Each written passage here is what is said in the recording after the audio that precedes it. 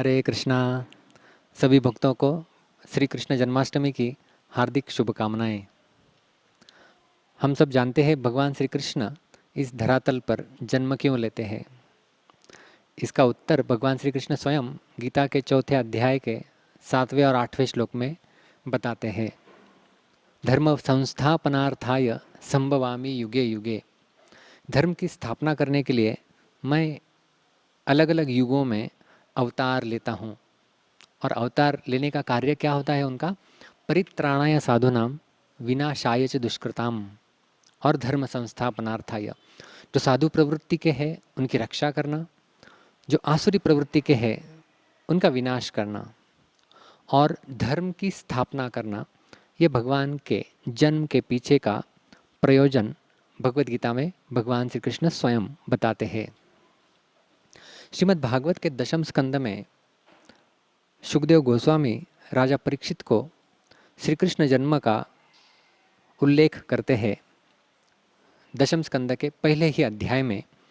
और वो थोड़ा बैकग्राउंड भी बताते हैं कि भगवान श्री कृष्ण का जन्म क्यों, कब, कहाँ, कैसे हुआ। वास्तव में राजा परीक्षित की भी सुनने की इच्छा थी कि अलग अलग अवतारों के बारे में तो आपने सुनाया हुआ है, अभी भगवान श्री कृष्ण जन्म के बारे में मैं सुनना चाहता हूँ। और वो उत्सुक थे सुनने के लिए। तो बताते हैं कि किस प्रकार से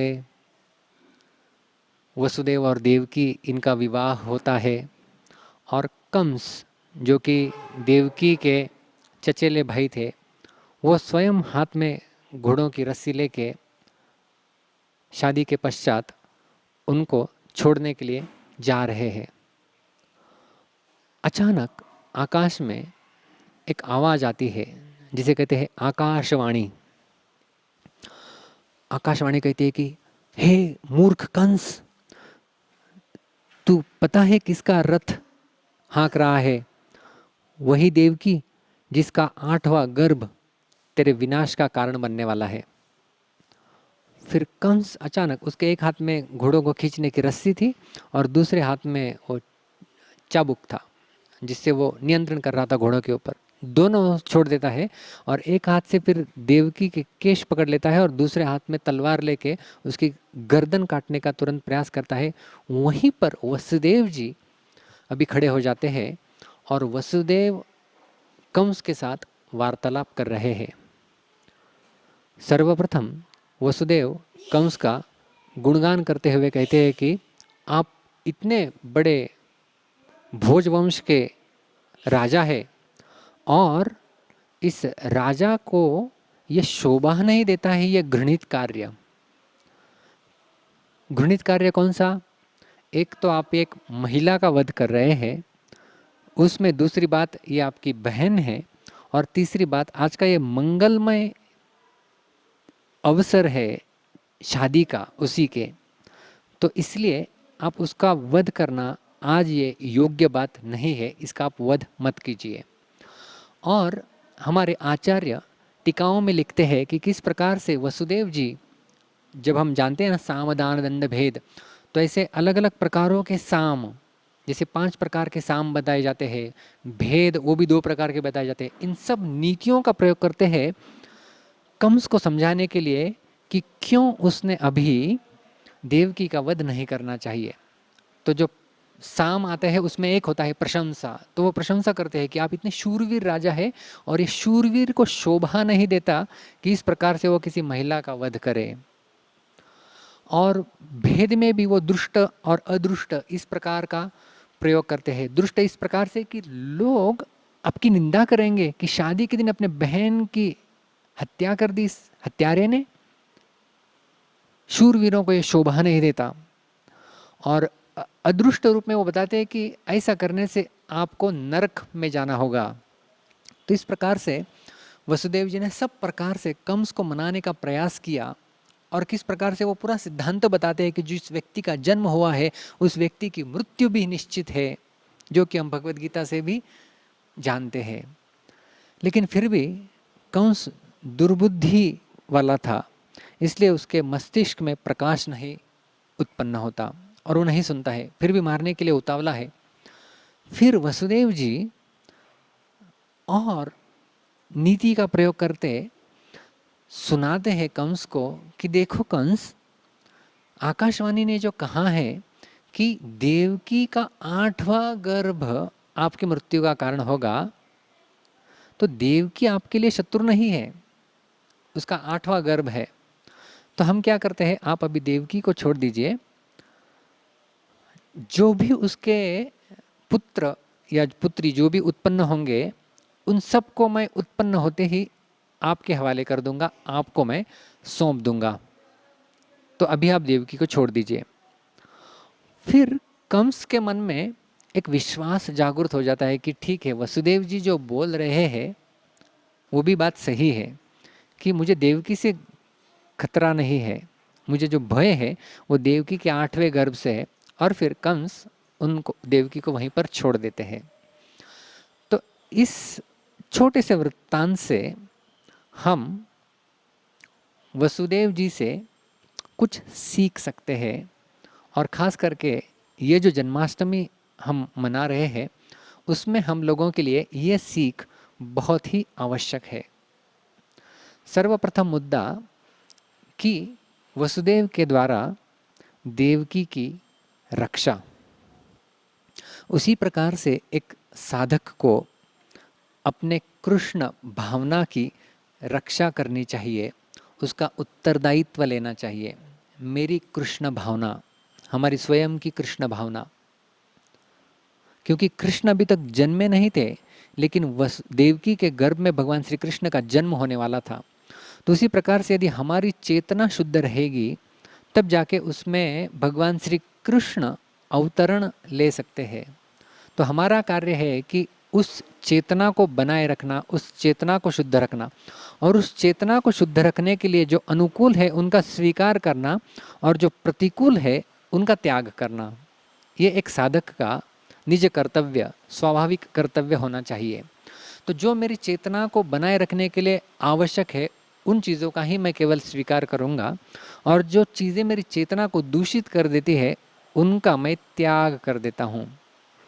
फिर ऐसे कुछ अभोज्य पदार्थ है जिनको खाने से मेरी चेतना अशुद्ध हो जाएगी तो मैं उनका त्याग कर दूंगा, और जिससे मेरी चेतना शुद्ध होगी उनको मैं प्रचुर मात्रा में स्वीकार करूंगा। जैसे भगवान श्री कृष्ण के दिव्य नामों का जप करना जिससे हमारी चेतना शुद्ध होती है, शास्त्रों का अध्ययन करना जो हमारी चेतना को शुद्ध करते हैं और हमारी बुद्धि को तीक्ष्ण बनाते हैं, उनको हम स्वीकार कर सकते हैं। तो ये सर्वप्रथम मुद्दा वसुदेव जी बता रहे हैं कि कृष्ण जन्म के लिए हमारी चेतना का शुद्ध रखना, उसकी चेतना की रक्षा करना, जैसे वसुदेव ने देवकी की रक्षा की जिसमें कृष्ण का अवतरण होने वाला था, उसी प्रकार से हमारी चेतना जिसमें भगवान श्री कृष्ण अवतरित हो सकते हैं उसको शुद्ध रखना, ये हमारा आद्य कर्तव्य है। और दूसरा मुद्दा कि वसुदेव जी देवकी की तो रक्षा कर रहे हैं, वो भगवान श्री कृष्ण के अवतरण के सहायक बनने वाले हैं आगे चल के। और हमें पता है श्रीमद् भागवत में वर्णन आता है कि किस प्रकार से पहले 6 पुत्र उत्पन्न होते हैं और उन सबको वसुदेव जी कंस को सौंप देते हैं। 7वें बलराम जी आते हैं, माया देवी उनको स्थानांतरित कर देते हैं रोहिणी के गर्भ में, और 8वें फिर भगवान श्री कृष्ण वो जन्म लेते हैं कारागृह में कंस के, वसुदेव और देवकी के यहाँ। तो भगवान श्री कृष्ण जिस उद्देश्य के लिए अवतरण लेते हैं, जैसे हमने पहले ही बताया, धर्म संस्थापनार्थाय संभवामि युगे युगे। तो भगवान श्री कृष्ण जिस कार्य के लिए अवतरित लेते हैं उस कार्य में हमारा योगदान देना बाह्य रूप से। फिर जो भी कार्य भगवान से संबंधित है, जिनको हम लोग धार्मिक कार्य कह सकते हैं, उनमें योगदान मैं किस प्रकार से एक साधक के रूप में दे सकता हूँ, उसके बारे में साधक ने हमेशा चिंतनशील मननशील होना चाहिए। वही उसके चिंतन का विषय होना चाहिए जन्माष्टमी के इस अवसर पर, कि ठीक है आज हम लॉकडाउन है इसलिए मंदिर में नहीं जा सकते जन्माष्टमी मनाने के लिए, तो हम लोग हमारे घरों में किस प्रकार से जन्माष्टमी मना सकते हैं उसके बारे में विचार करना चाहिए कि हम लोग और किन किन लोगों को भगवान श्री कृष्ण के बारे में बता सकते हैं इस अवसर का लाभ ले सकते हैं। और जो भी धार्मिक कार्य है, फिर उसमें गौ सेवा हो या उसमें हमारे वैदिक वाङ्मय का प्रचार प्रसार हो, इन सारे धार्मिक कार्यों में मैं अपने आप को कैसे जोड़ सकता हूँ, उसका विचार एक साधक को करना चाहिए। तो वसुदेव से प्रमुख हम लोग 3 शिक्षाएं ले सकते हैं। सर्वप्रथम शिक्षा है कि हमारी अंतरंग चेतना को शुद्ध करने का प्रयास जारी रखना। दूसरा मुद्दा है कि बाह्य रूप से भगवान श्री कृष्ण जिस कार्य के लिए अवतरित होते हैं, उस अवतरण का जो उद्देश्य है, उस उद्देश्य को मैं अपना उद्देश्य बना लूं। जैसे गीता में भी अर्जुन जी भगवान श्री कृष्ण से कहते हैं कि करिष्ये वचनम तव, मैं आपके वचनों का पालन करके आपको मैं जो कार्य है आपका, उसमें मैं योगदान प्रदान करना चाहता हूँ। और अर्जुन निमित्त बने, और भगवान श्री कृष्ण भी यही चाहते थे अर्जुन से, निमित्त मात्रम भव सव्यसाचिन, कि आप एक निमित्त बनो। तो अर्जुन निमित्त बने, तो बाह्य रूप से धार्मिक कार्यों के लिए योगदान, अंतरंग रूप से अपनी चेतना का शुद्धिकरण, ये 2 शिक्षाएं प्रमुख। और तीसरी एक महत्वपूर्ण शिक्षा वसुदेव जी से हम लोग ले सकते हैं, जो कि भगवान श्री कृष्ण के अवतरण के बहुत पहले की बात है, कि वसुदेव ने इतना प्रयास तो किया जब कंस नहीं मान रहा था। जब वसुदेव ने कहा कि जो भी अगले गर्भ में उत्पत्ति होगी शिशुओं की, उन सबको मैं आपको सौंप दूंगा हे कंस। और कंस जैसा दुर्बुद्धि व्यक्ति भी वसुदेव के वचनों के ऊपर विश्वास रख सका। तो कल्पना कर सकते हैं कि वसुदेव का चरित्र किस प्रकार का रहा होगा। हालांकि वो तो भगवान के पिता है, उसमें कोई दुमत नहीं है, लेकिन फिर भी एक चरित्र उनका इस प्रकार का था कि वसुदेव जैसा आसुरी प्रवृत्ति का व्यक्ति भी उनके ऊपर विश्वास रख सका। तो इसी प्रकार से एक साधक को ये जिम्मेदारी, ये उत्तरदायित्व उठाना चाहिए कि मैं मेरा चरित्र इस प्रकार से गठन करूं कि लोग मेरे ऊपर विश्वास रखें, और जो मैं धर्म की बातें कर रहा हूँ, जो मैं भगवत चेतना का प्रचार कर रहा हूँ, उस प्रचार को लोग अपने मन मस्तिष्क में ग्रहण कर सके। क्योंकि जब चरित्र प्रभावशाली व्यक्ति का होता है, तब व्यक्ति का प्रचार भी प्रभावशाली हो सकता है। तो उच्च चरित्र धारण करके रखना। और केवल वसुदेव ने ऐसा नहीं कि बोलने के लिए बोल दिया कि आगे जितने सारे शिशुएं जन्म लेंगे मैं उनको आपको सौंप दूंगा। वास्तविक जब पहला शिशु, उसका नाम भी बताया गया है कीर्तिमान, जब कीर्तिमान नामक पहला शिशु उत्पन्न होता है देवकी के गर्भ से, तो वसुदेव स्वयं उसे लेके जाके कंस को सौंपते हैं। तो अपने दिए हुए वचनों का पालन वसुदेव ने किया, ऐसा उनका एक महान चरित्र है। और फिर कंस वहीं पर भी उसका हृदय पिघल जाता है कि अरे आपने अपने आपके वचनों का पालन किया है, इसलिए इसको मैं नहीं मारूंगा, उसको छोड़ देते हैं।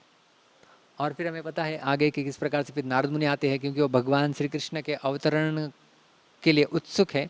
और वो फिर बताते हैं कंस को कि जी नहीं, कौन सा भी पुत्र 8वां हो सकता है। और फिर कंस फिर वापस वसुदेव देवकी को बुलाता है, कारागृह में डालता है और सारे 6 शिशुओं का वध करता है। तो प्रमुख रूप से ये 3 शिक्षाएं वसुदेव से यदि हम ले, जो कि भगवान श्री कृष्ण के अवतरण के पूर्व में हुई थी, तो उन शिक्षाओं के माध्यम से हमारे चेतना के अंदर भी भगवान श्री कृष्ण का अवतरण कराना संभव हो सकता है। हालांकि भगवान श्री कृष्ण हमारे हृदयों में निवास कर रहे हैं आज भी। सर्वस्य चाहम हृदि सन्निविष्टो, सबके हृदय में मैं रहता हूँ, लेकिन हमारे वो अभी अनुभव जन्य ज्ञान में नहीं है, हम उनका अनुभव नहीं कर सकते, वो हमारे सामने प्रकट नहीं है। तो वो यदि हम लोग करना चाहते हैं, भगवान के अवतरण का अनुभव हम चाहते हैं, तो इन 3 बातों को वसुदेव के माध्यम से हमें सीखना होगा। सर्वप्रथम वसुदेव ने देवकी की रक्षा की, उसी प्रकार से हमें जो हमारे अंतरंग चेतना है उसका रक्षण करने का उत्तरदायित्व लेना होगा। दूसरा, जो हमारा सनातन धर्म है, जिसकी रक्षा के लिए भगवान श्री कृष्ण अवतरण ग्रहण करते हैं, अवतरण लेते हैं, उसकी रक्षा के लिए मैं क्या क्या योगदान दे सकता हूँ, उसके ऊपर ध्यान देना, विचार करना। और तीसरा, एक चरित्रवान व्यक्ति बनने का प्रयास करना, कि वसुदेव का चरित्र ऐसा था कि कंस जैसा असुर भी उनके शब्दों के ऊपर विश्वास रख पाया, और वसुदेव ने केवल बोलने के लिए नहीं कहा, उन्होंने जो बोला वो करके दिखाया। तो उसी प्रकार से हम जो बोलते हैं उसको हमारे जीवन में आचरण करने का प्रयास एक साधक ने करना चाहिए। और उसके आगे भी यदि कहे कि जो जो जो आप आचरण करते हैं वही बोले, और जो बोलते हैं उसका आचरण करें, तो मुझे लगता है कि इन 3 शिक्षाओं के माध्यम से जब हम जो वासुदेव से जो हमें मिल रही है, उनको यदि एक साधक अंगीकार करे तो हमारी जन्माष्टमी निश्चित रूप से सफल हो सकती है। बहुत बहुत धन्यवाद। हरे कृष्णा। हरे कृष्णा। तो सबसे पहले श्री कृष्ण कथा यज्ञ में आप सभी भक्तों का हार्दिक स्वागत है। श्रीमद् भागवतम में दशम स्कंद में वर्णित है कि परीक्षित महाराज जो कि भगवान के अवतरण की और कई सारी सुंदर बाल लीला सुखदेव गोस्वामी से सुन रहे हैं, और सुखदेव गोस्वामी ने उन्हें सुनाया है कि किस प्रकार से 6 दिन के भगवान श्री कृष्ण उन्होंने पूतना नामक असुर का वध कर दिया है। और इस सुंदर लीला का जब वर्णन परीक्षित महाराज सुनते हैं तो परीक्षित महाराज की जो रुचि है भगवान की कथाओं का श्रवण करने की, वो रुचि और बढ़ जाती है। और फिर वो श्रीमद् भागवतम में वर्णन आता है कि सुखदेव गोस्वामी को एक बहुत सुंदर श्लोक में यह बताते हैं कि कैसे जब कोई व्यक्ति भगवान की कथाओं का श्रवण करता है तो उसके अंदर उत्साह और आनंद प्रविष्ट हो जाता है, और साथ ही साथ भगवान की कृष्ण कथा सुनने का क्या लाभ होता है। जैसे कि हमारी जो सारी इंद्रियां हैं, इन इंद्रियों में अगर जैसे कि आँख है, इन आँखों से अगर हम कोई चीज़ देखते हैं घंटों तो आंखें थक जाती है। अगर हम हाथों से घंटों काम करते हैं, एक्सरसाइज और कुछ करें, तो हाथ भी थक जाते हैं, या पैरों से कहीं चले तो पैर थक जाते हैं, या पेट में बहुत भोजन किया तो पेट भी थक जाता है। लेकिन हमारे सारे इंद्रियों में एक इंद्रिया है जो कभी थकता नहीं, और वह है हमारे कान। इतने सालों से हम सुन रहे हैं, लेकिन ये इंद्रिया कभी थकते नहीं। तो परीक्षित महाराज बता रहे हैं कि अगर कोई व्यक्ति ये जो कर्ण है, इन कर्णों से भगवान की लीलाओं का श्रवण करता है तो उसे क्या लाभ प्राप्त होता है। बहुत सुंदर श्लोक में परीक्षित महाराज कह रहे हैं, श्री राजुवाच एनावतारेण भगवान हरि ईश्वर करोति कर्णरम्याणि मनोज्ञानि क्षण प्रभो यशृणवोपेत्या रतिवितृष्णा सत्यं च शुद्धं च चिरेण पुंसा भक्ति हरो तत् पुरुषं च सौख्यं तदैव हारं वदमन्यसे चेत। बहुत सुंदर इस श्लोक में बताया गया है कि अगर कोई व्यक्ति भगवान की कथाओं का श्रवण करता है तो उसके 7 लाभ इस श्लोक में बताया गया है। परीक्षित महाराज कहते हैं कि अगर कोई भगवान के द्वारा प्रदर्शित विविध लीलाओं का श्रवण मात्र से मनुष्य को मन का मैल तक्षण धूल जाता है। सामान्यतः हम भगवान की लीलाओं को सुनने में अनकानी करते हैं, किंतु कृष्ण की बाल लीला इतनी आकर्षक है कि वे स्वतः ही मन तथा कानों को सुहावनी लगती है। तो भगवान की लीलाओं का श्रवण करने के 7 लाभ इस तात्पर्य में बताए हैं। श्रील प्रभुपाद बता दें, जैसा सबसे पहला कर्ण रम्याणी, कि कानों को ये सुखद लगता है। इस संसार में हम कितने बार कितने सालों से कई गाने सुनते आ रहे, लेकिन एक गाने के बाद दूसरा गाना, दूसरे गाने के बाद तीसरा गाना, लेकिन करोड़ों साल से भगवान की लीलाएं, वही बारंबार लीलाएं कई सारे लोग सुन रहे हैं, लेकिन वो थकते नहीं है, उल्टा उन्हें आनंद आ जाता है। तो भगवान की लीलाएं कैसी हैं? कर्ण रम्याणी। दूसरा मन ज्ञानी, मन के लिए आकर्षण निर्माण करता है भगवान के प्रति जब कोई व्यक्ति भगवान की कथा सुनता है। इतना ही नहीं, अपेति अर्ति, तीसरा लाभ यहाँ पर बताया गया है कि जो भगवान की कथाओं को छोड़कर या भगवान की लीलाओं को छोड़कर जो भी बातें करने में आनंद आता है, वो बातों में हमें रुचि नहीं होती। जैसे कि पॉलिटिक्स हो, खेल हो, आदि बातों में हमें अधिक से अधिक रुचि नहीं आती जब हम भगवान की कथाओं को श्रवण करते हैं। साथ ही साथ चौथा गुण है अपेति वितृष्णा। मन के अंदर जो अशुद्धियां है, जैसे काम, क्रोध, लोभ, मद, मोह, मत्सर, जैसे कि दशम स्कंद में वर्णन आता है, कालिया के दोह में या दाह में जब भगवान कृष्ण प्रकट हुए तो कालिया ने जब कृष्ण को देखा तो भगवान का सुंदर रूप देखने के बाद कालिया जो है वो सोच रहा था कि इतना सुंदर बालक कौन है और कहाँ से आया, लेकिन जो द्वेष था उस द्वेष के कारण भगवान की सुंदरताओं को शरणागत नहीं हो पाया। तो इसी प्रकार से अपेति विष्णुता वितृष्णा, मन के अंदर जो अशुद्धियां है जिसके कारण हम कृष्ण भावना में रुचि नहीं लेते, उन गुणों को, जो अवगुण है, वो दूर हो जाते हैं जब हम भगवान की कथा सुनते हैं। पांचवा सत्यम च शुद्धति आचरेण, कि हमारा जो हृदय है वो शुद्ध होने लगता है, यानी भगवान के नाम रूप लीला के प्रति हमारा आकर्षण बढ़ता है, गुण के प्रति भगवान के आकर्षण बढ़ता है। छठा है भक्तो हरे, कि भगवान की जो प्रेममयी सेवा है उसके प्रति लालसा उत्पन्न हो जाती है जब हम भगवान की कथा सुनते हैं। और सातवां तत्पुरुषे च सख्यम, भगवान की कथा जो सुनते हैं वैष्णवों का, गुरुओं का संग करने की, सेवा करने की इच्छा निर्माण हो जाती है।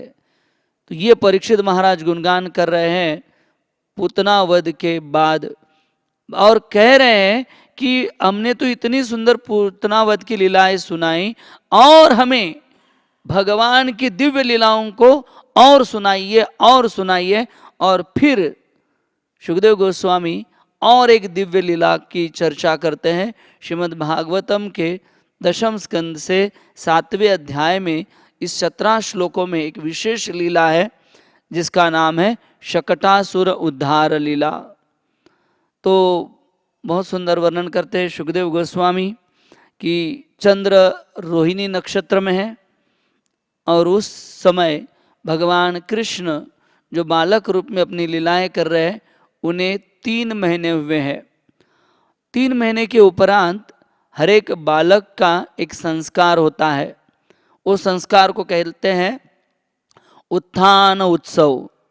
इस उत्सव में क्या होता है, बालक जो है 90 दिन या 3 महीने घर में ही रहता है, उसे बाहर लाया जाता है घर से, और फिर इतना ही नहीं, उसको सुलाया जाता है तो वो इतना सशक्त हो जाता है 3 महीने के उपरांत, तो वो पलती मारना शुरू कर देता है। और जब ये पलती मारना शुरू करता है तो ये वो एक उत्सव है, वो एक संस्कार मनाया जाता है। तो इसीलिए उस दिन रोहिणी माता, यशोदा मैया, नंद बाबा इस उत्सव की तैयारी में है।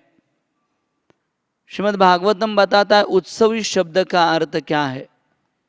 उत्सव, सव यानी दुख और उ यानी उससे जो ऊपर उठाता है।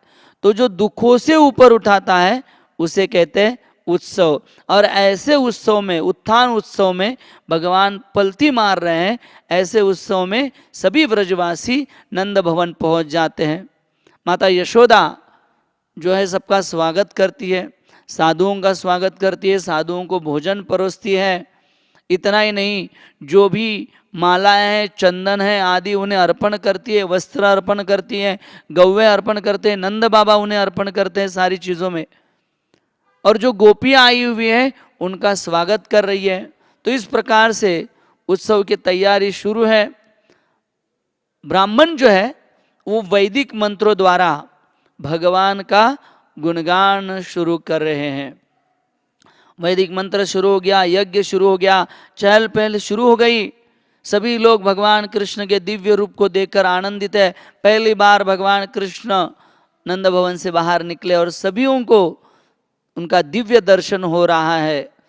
और केवल ये दिव्य दर्शन ब्रजवासियों को नहीं, तो आकाश में सभी देवी देवता, यक्ष, किन्नर आदि लोग आकर भगवान का दिव्य दर्शन ले रहे हैं। और भगवान एक सुमधुर लीला यहाँ पर शुरू करते हैं। भगवान माता यशोदा का दूध पीना शुरू करते हैं।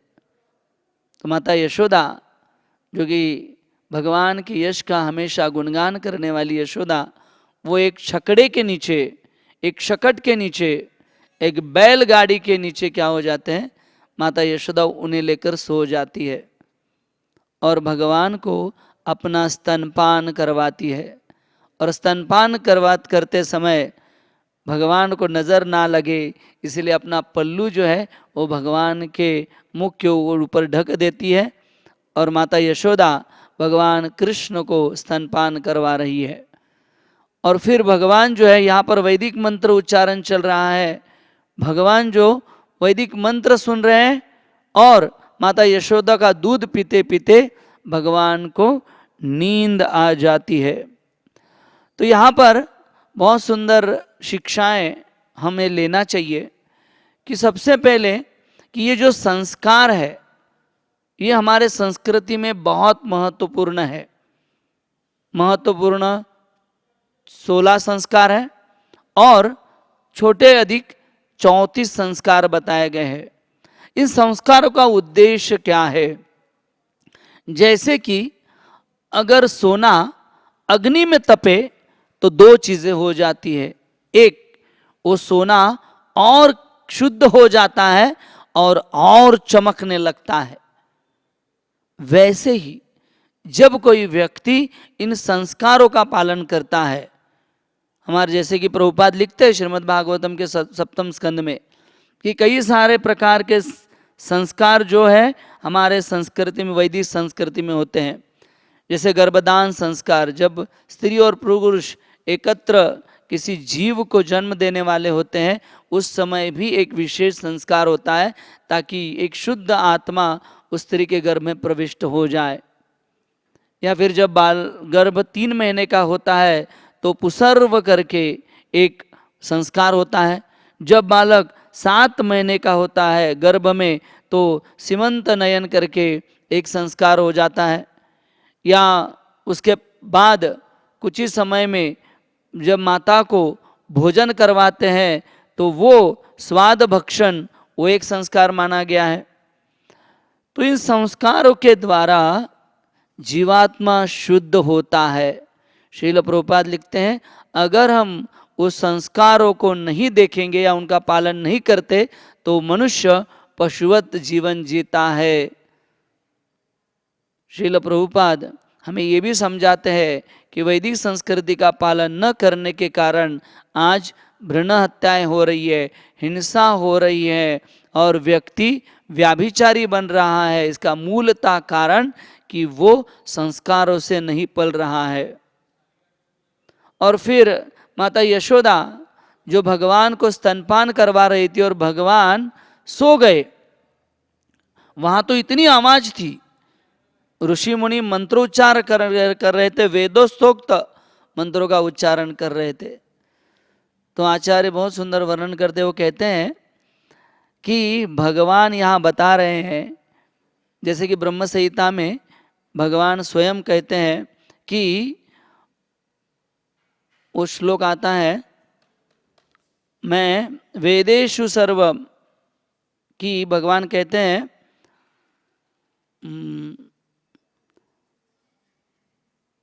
हरे कृष्णा, मुझे याद नहीं आ रहा है वो श्लोक, लेकिन ब्रह्म संहिता में भगवान आत्मभक्त्या, कि भगवान कहते हैं कि मैं वेदों से नहीं जाना जा सकता, मैं जाना जा सकता हूँ केवल भक्ति के द्वारा। तो भगवान यही, क्योंकि वेदों में भी भगवान का उल्लेख है, वेदों में भी भगवान के बारे में बताया गया है, लेकिन वो जो है वो बहुत दूर से भगवान को जाना जा सकता है, दूर से भगवान को जाना जा सकता है, लेकिन भक्ति से भगवान को बहुत आसानी से जाना जा सकता है।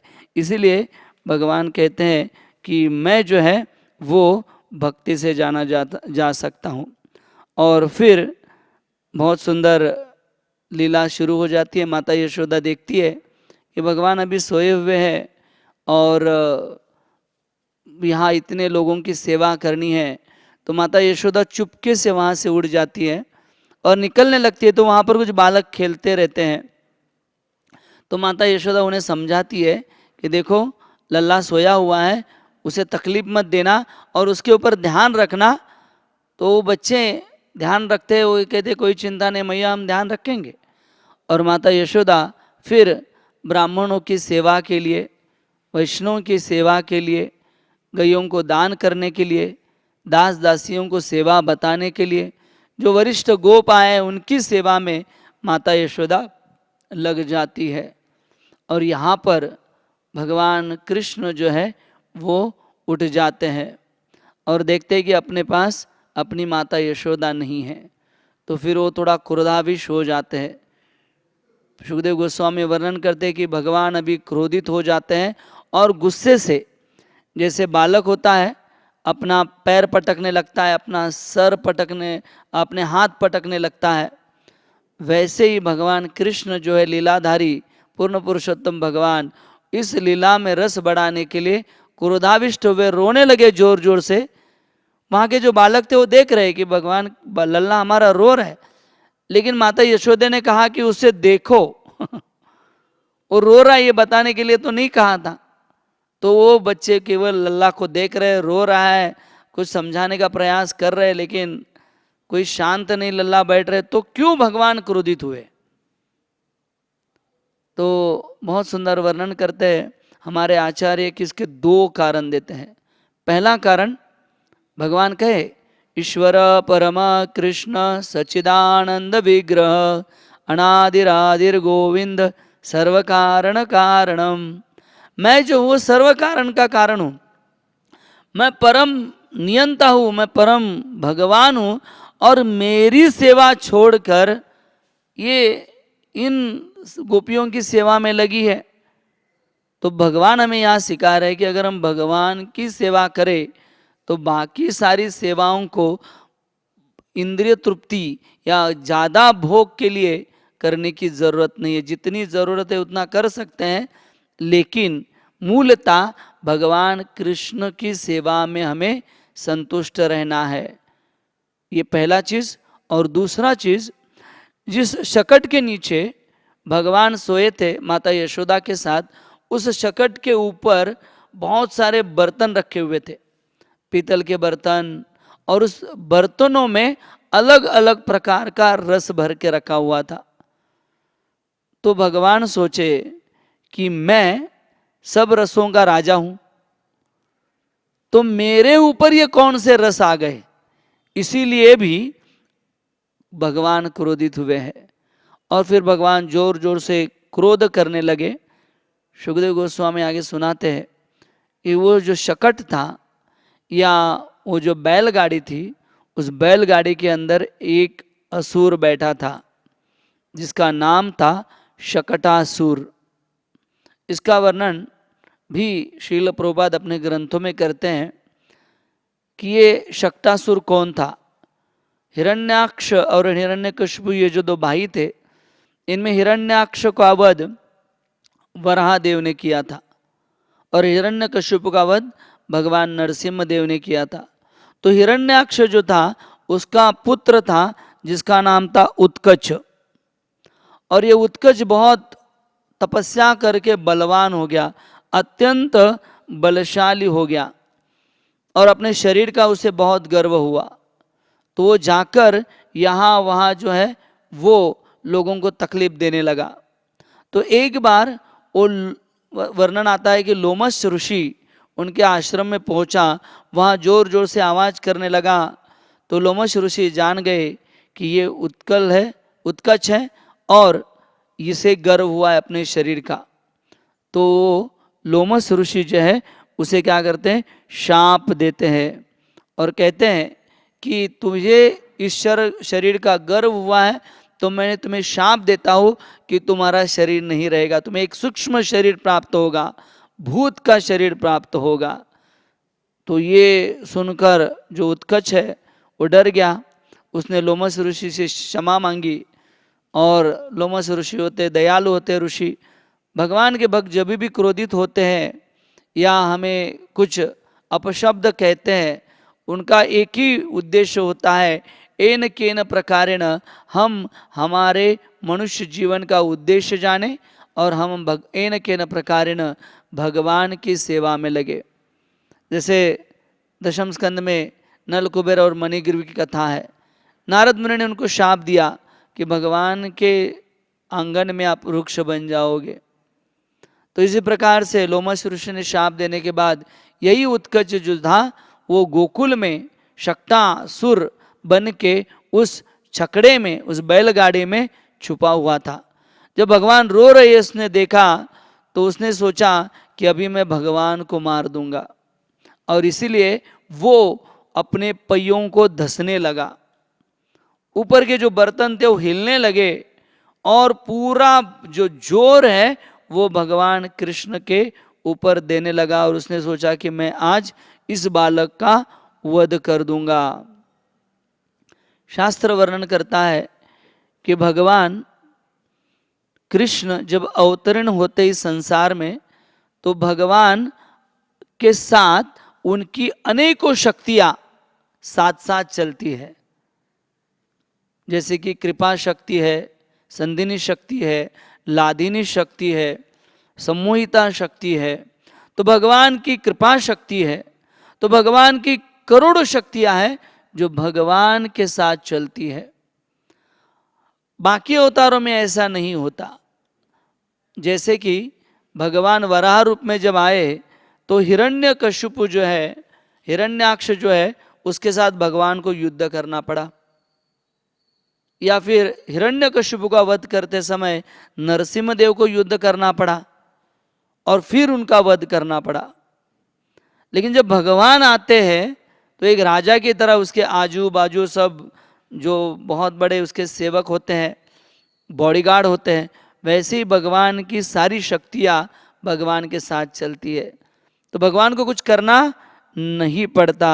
भगवान जो है, वर्णन आता है, अंगानि यस्य सकलेन्द्रिय प्रीतवंती पश्यन्ति पंति कलयन्ति चिरं जगन्ति आनंद चिन्मय सदुज्वल विग्रहास्य गोविंदमादि पुरुषम तमहं भजामि। भगवान जो है अपने हर एक अवयव से हर एक कार्य कर सकते हैं। तो भगवान ने जब ये शक्टासुर बहुत नीचे आ रहा था तो भगवान ने अपनी क्षत्रिय जो शक्तियाँ हैं उनकी तरफ इशारा किया और केवल भगवान के चरण का स्पर्श उस शकट को हो गया, और जैसे ही उस शकट को भगवान का स्पर्श हो गया इतना बड़ा आवाज हुआ कि सारा गोकुल में आवाज घूमने लगा हो, और वो जो छकड़ा था या बैलगाड़ी थी उसके चक्के दूर जाकर गिरे। इतना ही नहीं, वो जो पूरा उनकी लकड़ियां थी, उनका जो स्ट्रक्चर था वो इस प्रकार से गिर गया कि मानो कि इसे किसी ने चूर चूर कर दिया हो। उसके जो नट बोल्ट थे, कीले थे, वो उनके भी टुकड़े हो गए, इतना भयानक वो छकड़ा टूट गया। और उस आवाज के कारण वहाँ पर व्रज में जो भी चल रहा था, सब मंत्र उच्चारण, सबकी हंसी, सबका जो उत्साह था, नित्य था, कीर्तन था, वो सब बंद हो गया। और सभी लोग दौड़े शकट की तरफ। माता यशोदा दौड़ी, नंद बाबा दौड़े, रोहिणी माता दौड़ी, वरिष्ठ गोप दौड़े कि लल्ला का क्या हो गया होगा। लेकिन वहाँ तो भगवान कृष्ण आनंद ले रहे थे। तो माता यशोदा गई और उसने उस अपने बालों को उठाया और फिर मंत्र उच्चारण होने लगा। तो ये नंद बाबा सोचने लगे कि 6 दिन के थे तो पूतना आ गई, अब ये और एक संकट आ गया। तो और ब्राह्मणों को, जो विशेष ब्राह्मण थे, उनके द्वारा मंत्र बुलवाए गए। और फिर वर्णन आता है कि माता यशोदा भगवान को जो है वो दूध पिलाने लगी। और भगवान जो है माता यशोदा को भय से मुक्त कर रहे, क्योंकि माता यशोदा भय मुक्त है, भयग्रस्त है माता यशोदा। वो सोच रही है कि ये कैसे हुआ, किसी के समझ में नहीं आ रहा। तो वहाँ के लोगों ने बच्चों को पूछा, भाई ये कैसे हुआ? तो बच्चों ने कहा कि भगवान ने उस छकड़े को पैर लगाया और वो छकड़ा टूट गया। तो ऐसे कैसे हो सकता है? प्रेम के कारण भगवान की अनंत शक्ति आया, भगवान भगवान है, ये व्रजवासी नहीं समझ सकते। तो माता यशोदा जो भयग्रस्त है, चिंताग्रस्त है, उसे भगवान दूध पिलाकर निकाल रहे हैं। क्योंकि जब कोई बच्चा दूध पीता है तो माता को बहुत संतोष हो जाता है। तो इसीलिए सुखदेव गोस्वामी इस लीला का वर्णन करते हुए आगे हमें समझाते हैं कि छकड़ा या बैलगाड़ी, उसका कार्य होता है वहन करना, किसी चीज़ का वहन करना। जैसे गधे होते हैं, वो गधों का कार्य होता है एक जगह से सामान दूसरी जगह लेके जाना। तो वैसे ही जीवात्मा ये भगवान का अंश है और उसका स्वभाव है जीवेर स्वरूप हो कृष्णेर नित्यदास। जीव का स्वभाव है भगवान की अनन्य भक्ति। जब जीवात्मा भगवान की अनन्य भक्ति में लगता है तो वो अपने उद्देश्य में या अपने जीवन में आनंद की अनुभूति करता है। लेकिन जब वो भगवान की सेवा में न लगकर इस जो गुणी रूपी शरीर है, ये 3 गुणों से या पंच तत्व से बना हुआ जो शरीर है, इस शरीर में जब आत्मा प्रविष्ट हो जाता है तो अपने ध्येय से च्युत हो जाता है। जैसे एक रेस, बच्चे जो खेलते हैं उसमें एक स्पर्धा होती है जिसे सैग रेस कहते हैं। एक गोनी में उसको कमर तक लेना है और आपको जम मारते मारते मारते कुछ दूरी तय करनी है। वैसे ही जब आत्मा इस गुणमयी शरीर रूपी गोनी में आ जाता है और सैग रेस के कंपटीशन में लग जाता है, इतनी कंपटीशन हो जाती है कि उसे ही वो जीवन मान के बैठ जाता है और अपने पूरे दिव्य उद्देश्य को भूल जाता है। कई बार साधकों के जीवन में भी ये सैग रेस शुरू हो जाती है, कंपटीशन शुरू हो जाता है और अपने दिव्य उद्देश्य को भूल जाते हैं। तो जब वो सैग रेस में लगता है या उस शरीर को प्राप्त करता है तो उसका जो स्वभाव होता है भगवान की दिव्य सेवा, भगवान का दिव्य स्मरण जो व्रजवासी हमेशा करते हैं, उससे वो च्युत हो जाता है। और इतना ही नहीं, वो 2 गुणों को लेकर, जैसे बैलगाड़ी में क्या किया जाता है, कुछ सामान को ढोया जाता है, वैसे ही इस शरीर में वो रजोगुण और तमोगुण को लेकर चलने लगता है। श्रीमद् भागवत गीता समझाती है कि ये जो रजोगुण है और तमोगुण है, इसमें भी कई सारी चीज़ें आती हैं। जैसे रजोगुण में अगर कोई जीवात्मा रहे तो उसके अहंकार, देहात्म बुद्धि और कठोर परिश्रम, ये रजोगुण के प्रभाव का गुण है। तो ये सारी चीज़ों को लेकर जीवात्मा जीने लगता है। पहले तो ये शरीर, उसके ऊपर ये अहंकार, फिर उसके अंदर ये देहात्म बुद्धि, फिर उसके अंदर कठोर परिश्रम। इतना ही नहीं, तमोगुण के भी कुछ गुण प्रभावित हो जाते हैं, निद्रा, आलस और प्रमाद। इन सारी चीजों को लेकर जीवात्मा क्या हो जाता है, इस संसार में च्युत हो जाता है अपने स्वभाव से और केवल दुख ही भोगता है। कामस्य नेन्द्रियन प्रीति लाभो जीवत यावता जीवस्य तत्व जिज्ञासा नाथर्थ यो कर्म भी। जीवन का उद्देश्य है कि भगवान की भक्ति करना, तत्व जिज्ञासा, मैं संसार में क्यों फंसा हूँ, इसके बाद मैं कहाँ जाने वाला हूँ, भगवान कौन है, कौन कंट्रोलर है, ये सारी चीज़ों को जीवात्मा भूल जाता है। तो इसीलिए इन 6 गुणों को लेकर भी देहात्म बुद्धि। एक छोटी सी कथा मुझे याद आ रही है। एक बार एक बूढ़ी औरत रास्ते से जा रही थी और रास्ते से जाते जाते होता यूँ कि वो अपने कंधे पर बहुत सारी लकड़ियों को बांध कर लेके जा रही थी, क्योंकि बूढ़ी थी, हर दिन जंगल आना नहीं होता था, तो एक ही बार सारी लकड़ियाँ लेकर वो घर में रखकर कई दिन चलाती थी। तो वैसे बहुत बड़ा लकड़ी का बोझा अपने सर पर लेकर चल रही थी, अपने कंधे पर लेकर चल रही थी।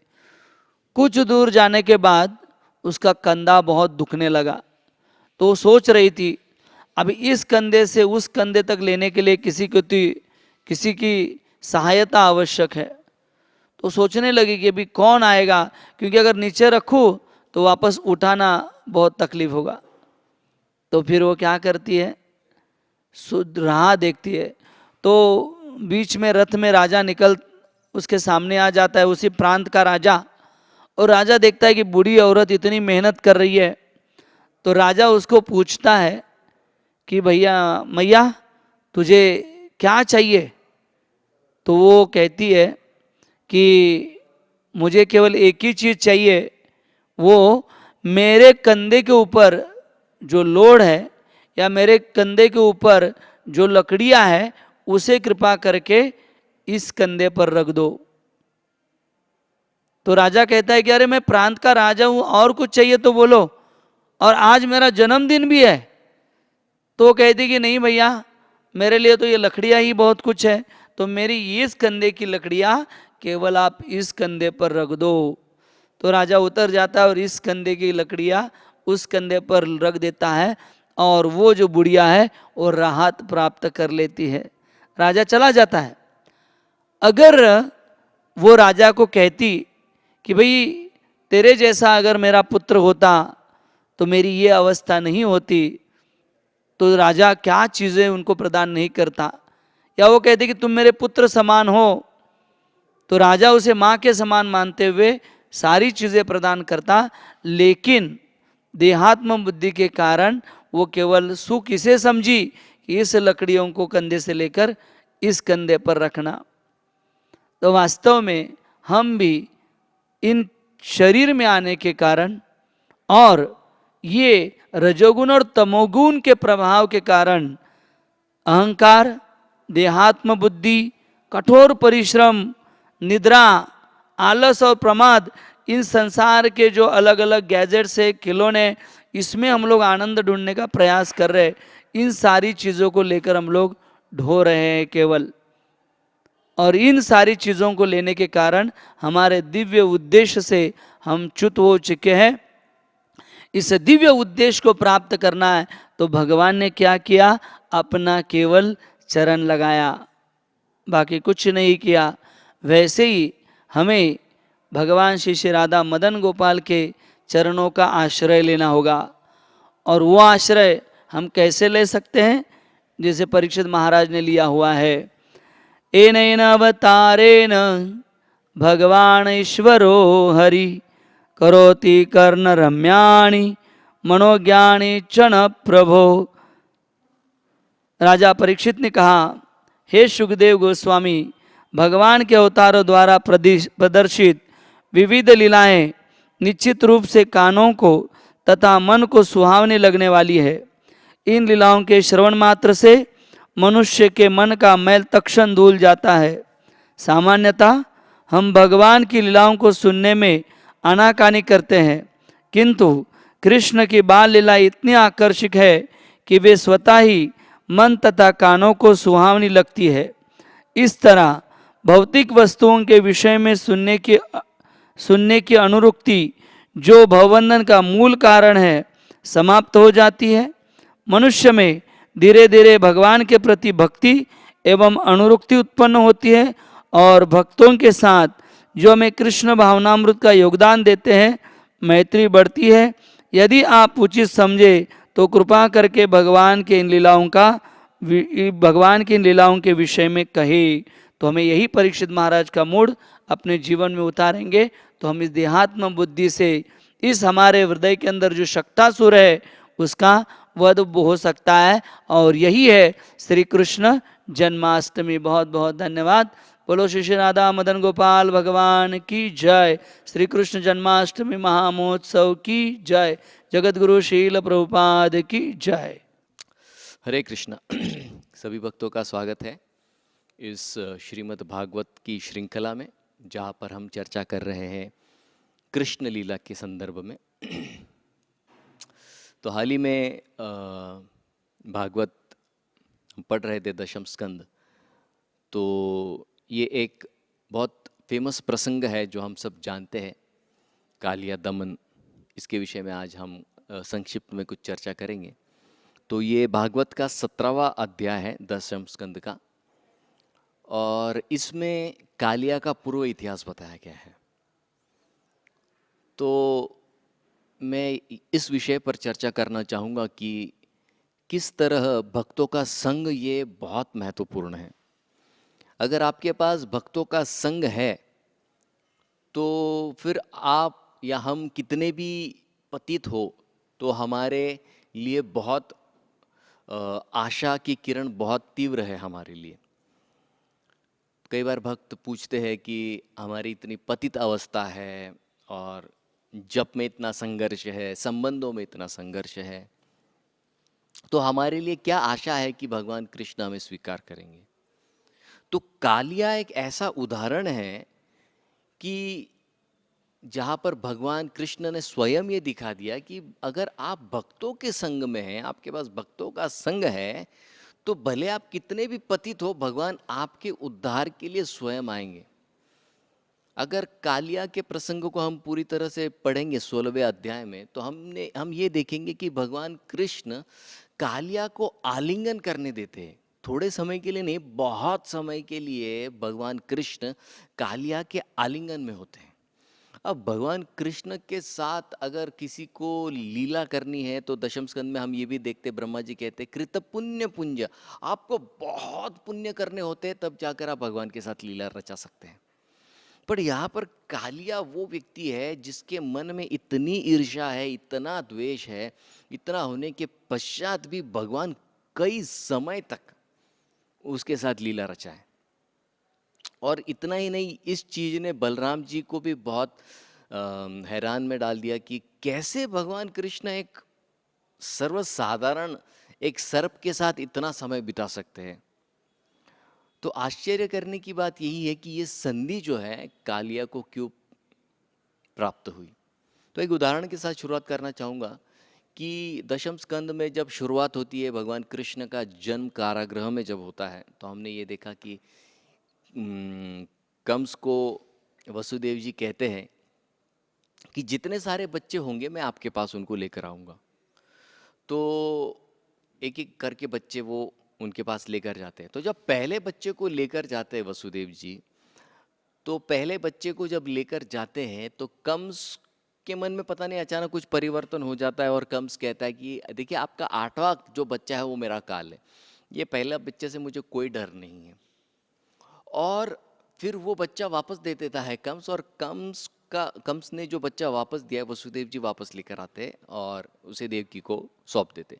तो देवकी इतनी प्रसन्न हो जाती है, इतनी प्रसन्न हो जाती है कि देवकी अपने भाई कंस के विषय में इतना गुणगान करने लगती है कि देखिए मेरा भाई कितना अच्छा है, वो ये जानता है कि मेरा 8वां पुत्र उसका काल है, तो उसने मेरे पहले बच्चा जिससे उसे कोई डर नहीं है उसने उसको छोड़ दिया, इतना दयालु है, इतना अच्छा है।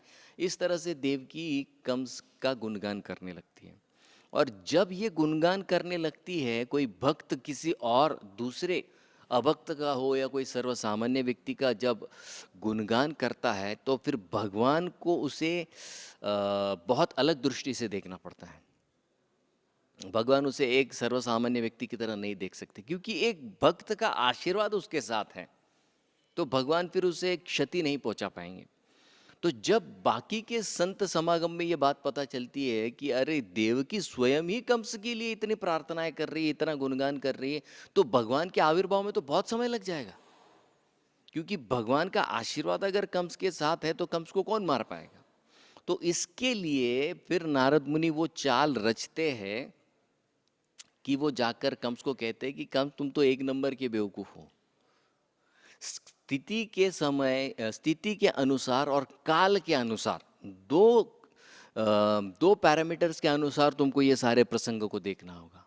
अगर तुम ये सोच रहे हो कि स्थान के अनुसार ये बच्चा पहला है तो तुम सही हो, लेकिन अगर तुम काल के अनुसार देख रहे हो तो ये बच्चा 8वां भी हो सकता है। फिर वो उनको गुलाब की पंखुड़ी का उदाहरण देते हैं कि 1 2 3 4 5 6 7 8, तो पहली पंखुड़ी से गिनोगे तो ये 8वां है, लेकिन 8वीं पंखुड़ी को पहला पकड़ोगे तो सबसे आखिरी वाला 8वां आएगा।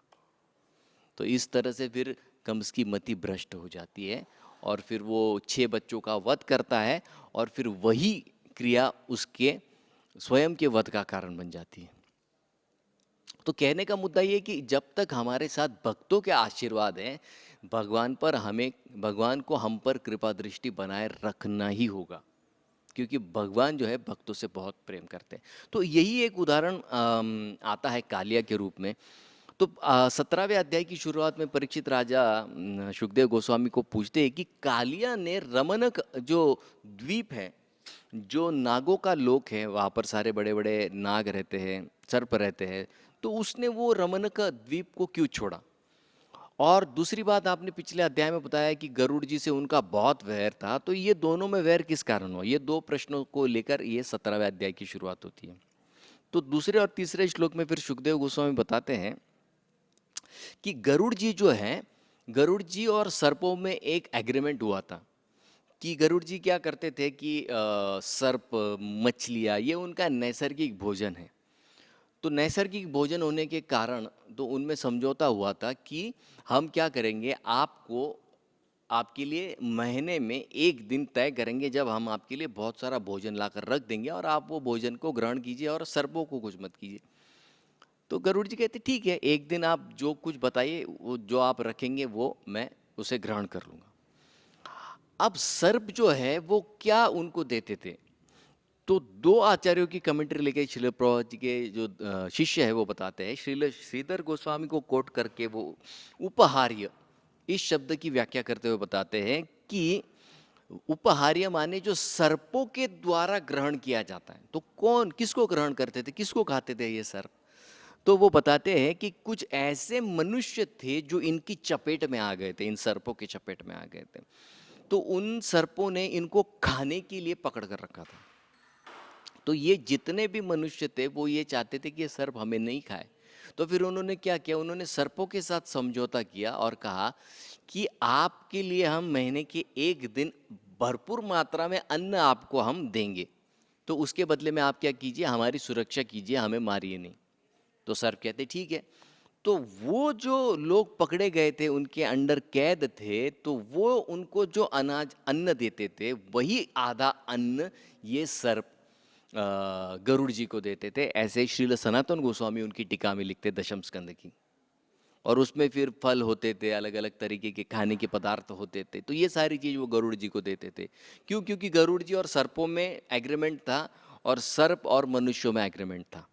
तो इस तरह से ये चीज़ हो रही थी। तो ये जो एग्रीमेंट था, उसको प्रभुपाद जी के शिष्य शब्द इस्तेमाल करते ट्रिब्यूट। ट्रिब्यूट ये अंग्रेजी शब्द का अगर मराठी में आप रूपांतर करोगे तो उसको हम ये शब्द कह सकते खंडनी, मराठी में कहते हैं ना खंडनी वसूल के लिए। तो ये जो है तो ये इसके लिए किया जाता था ताकि ये गरुड़ जी को अपना आदर जो है आदर दिखा सके सर्प। लेकिन एक सर्प उनमें ऐसा था जो ये चीज को मानता नहीं था और उसे ये बात बिल्कुल पसंद नहीं थी कि सारे सर्प जाकर गरुड़ जी के लिए इतनी बड़ी तादाद में उन्हें अन्न दे, भोजन दे, प्रसाद दे। तो ये उनको बिल्कुल अच्छा नहीं लगता था। अभी सर्प होने की वजह से उनमें ईर्ष्या ये बहुत स्वाभाविक है। तो कौन था ये? तो ये और कोई नहीं थे, ये हमारे कालिया थे। अभी कालिया जो है ये किसके पुत्र हैं? ये कादरेय इनको कहा गया है। कद्रु के ये पुत्र हैं। और गरुड़ जी किसके पुत्र हैं? विनीता के, वैनतेय उनको कहा जाता है। अब अगर आप इन दोनों के विषय में जानकारी हासिल करेंगे तो महाभारत के अनुसार आपको पता चलेगा कि विनीता और कद्रु ये दोनों सगी बहनें हैं। माने कि कालिया और गरुड़ जी ये दोनों जो है ये मौसी के बेटे हैं। अभी दोनों सगे मौसी के बेटे, माने दोनों भाइयों में इतना वैर है। क्यों है ये वैर? तो इसके विषय में आगे यहाँ पर आचार्य बताते। तो क्या बात थी ऐसी जिसके कारण कालिया में ऐसा भयंकर गर्व था खुद के विषय में? तो दो चीजें यहाँ पर बताई गई थी, विष वीर्य मद आविष्ट। तो उसमें जो विष था वो इतना जहरीला था कि कभी उसकी भाप भी अगर किसी को लग जाए तो व्यक्ति मर जाता था, या कोई प्राणी तो वो मर जाता था। तो उसे अपने विष पर बड़ा गर्व था। और दूसरा वीर्य, माने उसमें जो शक्ति थी, इसके कारण उसे बहुत गर्व था। और दूसरी बात हुआ यूं था, अगर आप महाभारत पढ़ेंगे तो महाभारत में ये कथा आती है जहां पर कद्रु जो है, सांपों की जो माता है, तो उनमें और ये जो पक्षी है गरुड़ जी की जो माँ है विनीता, इन दोनों में कुछ शर्त लगती है और एक गलत तरीके से कद्रु जीत जाती है। गलत तरीके का इस्तेमाल करके कद्रु जीत जाती है। और दोनों में शर्त यूँ लगती है कि जो भी कोई ये शर्त जीतेगा, दूसरी जो बहन है उसकी दासी बनेगी। तो अभी छल करके विनीता जीत जाती है, तो कद्रु जीत जाती है, तो विनीता को उसकी दासी बनना पड़ता है। और गरुड़ जी को ये बिल्कुल पसंद नहीं आता है कि मेरी माँ किसी की दासी बने। तो फिर ये तय होता है कि अमृत अगर आप सर्पों को पिलाओ तो फिर सर्पों को, माने इनकी माता को, अगर अमृत पिलाया जाए तो फिर आप ये शाप से मुक्त हो सकते हैं, इस चीज से मुक्त हो सकते हैं। तो फिर गरुड़ जी जाते स्वर्ग में, देवी देवताओं से लड़ाई झगड़ा करते हैं और वहां पर भगवान विष्णु उनकी ताकत जब देखते हैं तो पहले ही नजर में, जिसको हम अंग्रेजी में कहते हैं लव एट फर्स्ट साइट, तो देखते ही उनको लगता है कि ये अगर मेरा सेवक बन जाए तो बात की कुछ और होगी। और तभी भगवान विष्णु वहां पर तय कर लेते कि इसको मैं मेरा वाहन बनाऊंगा, क्योंकि ऐसा शक्तिशाली ये वाहन है गरुड़। और फिर गरुड़ जी आते हैं और वो उनको अमृत पिलाते हैं। लेकिन वो अमृत लेकर जब देते हैं तो उसी समय इंद्र आकर वो अमृत वापस लेके जाते हैं। तो उन्होंने तो अपनी शर्त पूरी कर दी, तो इनको अमृत पीने के लिए नहीं मिलता है। लेकिन फिर भी कालिया के मन में ये रहता है कि ये हमसे नीचे है, क्योंकि इनकी माँ तो हमारी दासी है। तो ये भाव होने के कारण इनमें बड़ा अहंकार था। और दासी के पुत्र को क्या हम इतना बड़ा समझे, क्यों हम उसके लिए इतना सब कुछ करें, ये भाव के कारण कालिया वहाँ पर जाते थे और जो भी चीजें गरुड़ जी को अर्पण की जाने वाली थी वो सब खा लेते थे। तो बाकी सांपों ने जाकर गरुड़ जी को ये बता दिया कि ये कालिया इस तरीके से करता है। और जब गरुड़ जी ये सुनते तो उन्हें बहुत गुस्सा आता है और वो कालिया पर बड़े तेजी से आक्रमण कर देते हैं। और फिर दोनों में घमासान युद्ध हो जाता है। अभी कालिया के हम जानते सहस्त्र फण थे, तो वो इतना गुस्से में आ जाता है, आवेश में आ जाता है कि हजारों फनों से वो पिचकारियां छोड़ता है इस जहरीले विष की। और जब वो विष की धाराएं उन पर पड़ती है, गरुड़ जी की मानो उनका अभिषेक हो रहा है, तो गरुड़ जी उसे टालते हैं अपने पंख के माध्यम से। तो एक ही पंख जब हिलाते हैं, गरुड़ जी के पंख में इतनी ताकत है कि कालिया पीछे फेंका जाता था। तो गरुड़ जी अपने पंख से उसे इतना मारते कि कालिया की पूरी शक्ति क्षीण हो जाती है। और जब कालिया की शक्ति क्षीण हो जाती है तो यहाँ पर गरुड़ जी के लिए एक बहुत विशेष ऐसा शब्द इस्तेमाल किया गया है, मधुसूदन आसन। मधुसूदन माने भगवान विष्णु, और वो जिन पर बैठते हैं उनका जो आसन है वो गरुड़ जी है। तो मधुसूदन आसन ये शब्द क्यों इस्तेमाल किया गया गरुड़ जी के लिए? क्योंकि मधु दैत्य को मारने वाले मधुसूदन, सूदन मतलब मारने वाले, तो मधु दैत्य को जिन्होंने मारा उनका ये आसन है। तो अब आप ऐसे शक्तिशाली भगवान के साथ रहोगे तो स्वाभाविक है आप भी उतने ही शक्तिशाली बन जाओगे। तो उसी तरह से अपनी शक्ति का इस्तेमाल करके यहाँ पर उन्होंने कालिया की बहुत जबरदस्त प्रताड़ना की, बहुत उन दोनों में घमासान युद्ध हो गया, कालिया पूरी तरह से थक गया। अब कालिया के मन में विचार आने लग गया कि अभी भागू तो कहाँ भागू, जाओ तो कहाँ जाओ, ऐसी कोई जगह नहीं है जहाँ पर गरुड़ जी नहीं पहुंच सकते। उसी समय उसे एक जगह याद आती है जहाँ पर गरुड़ जी कभी नहीं जा सकते। तो उसको पता था कालिया को कि जमुना जी के जल में गरुड़ जी को जाना मना है। तो यहाँ पर जमुना जी के लिए एक शब्द इस्तेमाल किया गया है। क्या शब्द इस्तेमाल किया गया है? दुरासदम। दुरासदम माने बहुत, दुरासद माने बहुत गंभीर, बहुत भयंकर ऐसी ये जमुना जी है। तो क्यों उसको ऐसा कहा गया है? क्योंकि उसकी गहराई इतनी है, कोई अगर उसमें गिर जाए तो जीवित बचना नामुमकिन है। तो फिर गरुड़ जी क्या जमुना जी की गहराई से डरते थे जिसके कारण वे जमुना जी में नहीं गए? नहीं। तो जमुना जी में न जाने का उनका जो कारण था वो कुछ और था।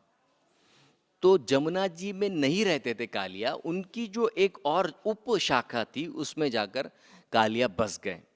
तो जमुना की कोई भी शाखा हो या जमुना हो वहाँ पर गरुड़ जी को आना मना था। तो फिर गरुड़ जी को आना मना क्यों था? तो हम सब जानते ये कथा कि एक बार जब सौभरी मुनि वहाँ पर तपस्या कर रहे थे, ध्यान कर रहे थे, और तपस्या उनकी किस स्तर पर थी? अब देखिए, वो ऑलरेडी ब्रह्म साक्षात्कार कर चुके थे, उस स्तर पर थे सौभरी ऋषि। वहां पर इतना वो ध्यान कर रहे थे, इतने प्रगति की ब्रह्म साक्षात्कारी वो थे। तो उन्होंने देखा कि गरुड़ जी वहां पर आते थे और एक बड़ी मछली को पकड़कर वहां पर उनके भोजन के रूप में उसे ग्रहण करते थे। तो जब एक बार गरुड़ जी ने उन मछलियों के राजा को ही पकड़ लिया और उसको खा गए, और ये मछलियों का जो राजा था ये बाकी मछलियों का संरक्षण करता था, उनको संरक्षा प्रदान करता था। तो सारी मछलियां बहुत डर गई, और उनका डर देखकर यहाँ पर सौभरी मुनि को क्या है, बहुत बुरा लगता है कि अरे ये मछलियों को इन्होंने इस तरह से तकलीफ देना क्या अच्छी बात है? तो जब उन्हें बहुत बुरा लगता है सौभरी ऋषि को, तो वहां पर वो बहुत गुस्सा हो जाते हैं, और फिर वहां पर दो अपराध वो करते हैं, तीन है टोटल। तो इस श्लोक में 9वें श्लोक में बताते हैं दो अपराध वो करते हैं। कौन सा अपराध करते हैं?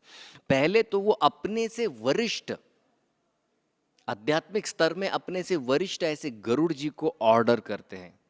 तो यहाँ पर हमें सीखना होगा कि हम सबको ये सीखना होगा कि हमसे जो वरिष्ठ है उन्हें हम आज्ञा नहीं दे सकते, हम उनसे प्रार्थना कर सकते, निवेदन कर सकते, क्योंकि गरुड़ जी ऑलरेडी भगवान के शाश्वत पार्षद है। और यहाँ पर तो सौभरी ऋषि को तो सिर्फ ब्रह्म साक्षात्कार प्राप्त है। तो एक मध्यम अधिकारी एक उत्तम अधिकारी को कभी भी आज्ञा नहीं दे सकता, वो उन्हें सिर्फ निवेदन कर सकता है। तो ये पहली गलती वो करते हैं। दूसरी गलती वो करते हैं कि गरुड़ जी को जिस चीज में आनंद आता है, क्योंकि उनके लिए वो तो नैसर्गिक भोजन है मछली खाना, तो उनके नैसर्गिक भोजन से उन्हें जो संतुष्टि प्राप्त होने वाली थी वो उन्होंने प्राप्त नहीं होने दी, उनके आनंद में वो बाधा बने। ये दूसरा अपराध उन्होंने गरुड़ जी के प्रति कर दिया। अब देखिए, ये दो अपराध करने के बाद फिर भी गरुड़ जी को इतनी भूख लगती है कि वो कहते कि ठीक है ये कुछ भी कहे, लेकिन मुझे मेरा पेट तो भरना होगा, मैं अब यहाँ से दूसरी जगह जाऊंगा, मछली ढूंढूंगा, इससे बेटर यहीं पर खा ले। तो वहां पर वो मछली को खा लेते, और जैसे ही जब शौभरी ऋषि ये देखते हैं, तो जो उन्होंने पिछले श्लोक में कहा था कि आप ये मछली मत खाइए, ऑर्डर करते उनको, ऑर्डर करना नहीं चाहिए था, उन्होंने रिक्वेस्ट करना चाहिए था। तो वो ऑर्डर करते, तो वो ऑर्डर को मानते नहीं है गरुड़ जी, और क्या करते, वो मछली के राजा को खा लेते हैं। और उनके लिए तो नैसर्गिक भोजन है, तो खाने में तो कोई गलती नहीं थी। तो ये जब वो देखते कि उन्होंने मेरी बात को नहीं माना, तो उनको बहुत बुरा लगता है, और ये शौभरी ऋषि क्या करते हैं, उन्हें शाप दे देते हैं। ये तीसरा अपराध उनके प्रति वो कर देते हैं। तीसरा अपराध क्या था कि वो उन्हें शाप देते हैं कि अगर आप इससे आगे कभी भी इस जमुना जी के आसपास भी आए और यहाँ से अगर आपने मछली उठाकर खाई तो आपकी तुरंत मृत्यु हो जाएगी। इस तरह से उनको शाप देते। तो ये तीसरा अपराध वो करते हैं। अब शौबरी मुनि ने क्या देखा था, मीन पतो हते, जो मछलियों का राजा था उसे गरुड़ जी ने खा लिया। तो ये देख के उनको बड़ा बुरा लगा और मछलियों के प्रति उनके मन में करुणा जागृत हुई। तो अब आप पूछेंगे तो क्या किसी के विषय में करुणा जागृत होना गलत है? बिल्कुल भी नहीं, निश्चित रूप से बहुत अच्छा है, जागृत होनी चाहिए करुणा पशुओं के प्रति, पक्षियों के प्रति, जलचरों के प्रति। लेकिन अब उन्होंने ये जो कार्य किया ये बिना सोचे समझे किया। अब आप पूछेंगे कैसे बिना सोचे समझे किया?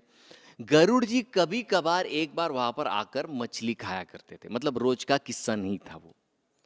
अब इन्होंने क्या किया, दया दिखाने के नाम पर गरुड़ जी को शाप दे दिया।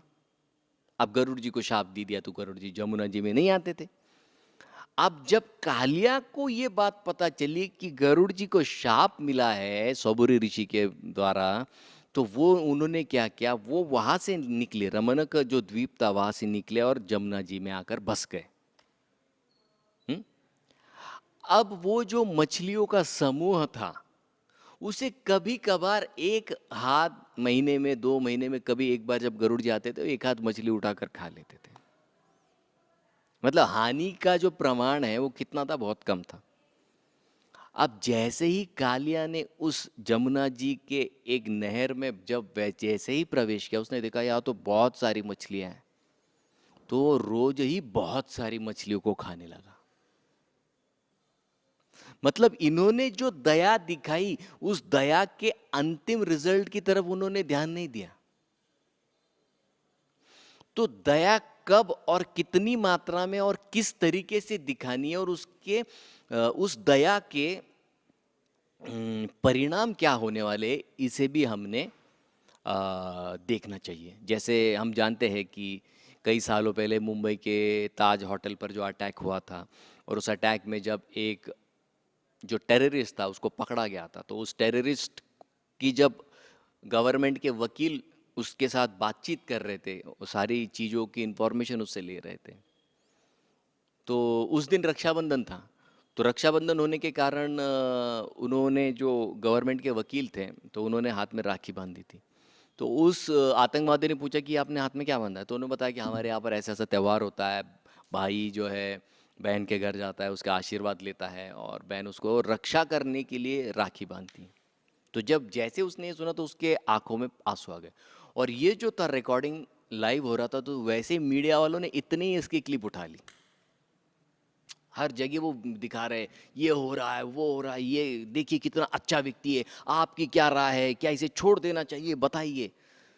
और फिर पूरे दिन में जब उसका पूरा रिकॉर्डिंग हो गया कि क्या क्यों ये सारी चीज़ें जब बाहर आई है, तो सारी मीडिया ने उनको पूछा आपको क्या लगता है क्या करना चाहिए इसके विषय में। तो तब तक ये जो वकील है समझ गए कि मीडिया वालों ने क्या किया है।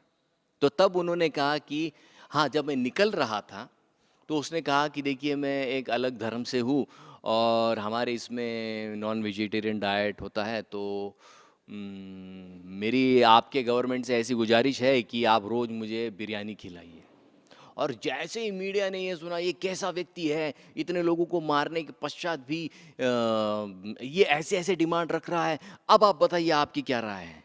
अरे आपकी क्या राय है क्या, 170 लोगों को इस व्यक्ति ने जान से मार दिया है, 300 लोगों को घायल किया है, हमारे देश में आकर हमारे लोगों को इतना डराया है।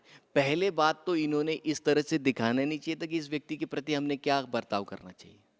उस वक्त भूल गए, इतना भी कहने लगे माफ कर देना चाहिए। अरे 300 लोग मर गए।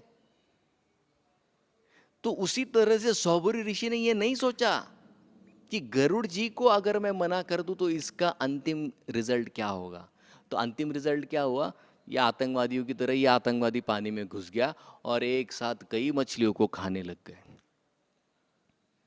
तो प्रभुपाद जी बहुत सुंदर बात यहाँ पर लिखते हैं, प्रभुपाद जी के शिष्य, कि कृपा, अगर कोई व्यक्ति अपराधी है और वो कृपा दिखाता है तो उसकी कृपा या उसकी दया दिखाने का परिणाम बिल्कुल विपरीत होता है, जैसे यहाँ पर सौबरी मुनि के द्वारा हो गया। तो क्या विपरीत हो गया, जो हानि हो रही थी पहले बहुत कम थी, लेकिन अब जो मछलियों की हानि है वो बहुत ज्यादा हो रही है।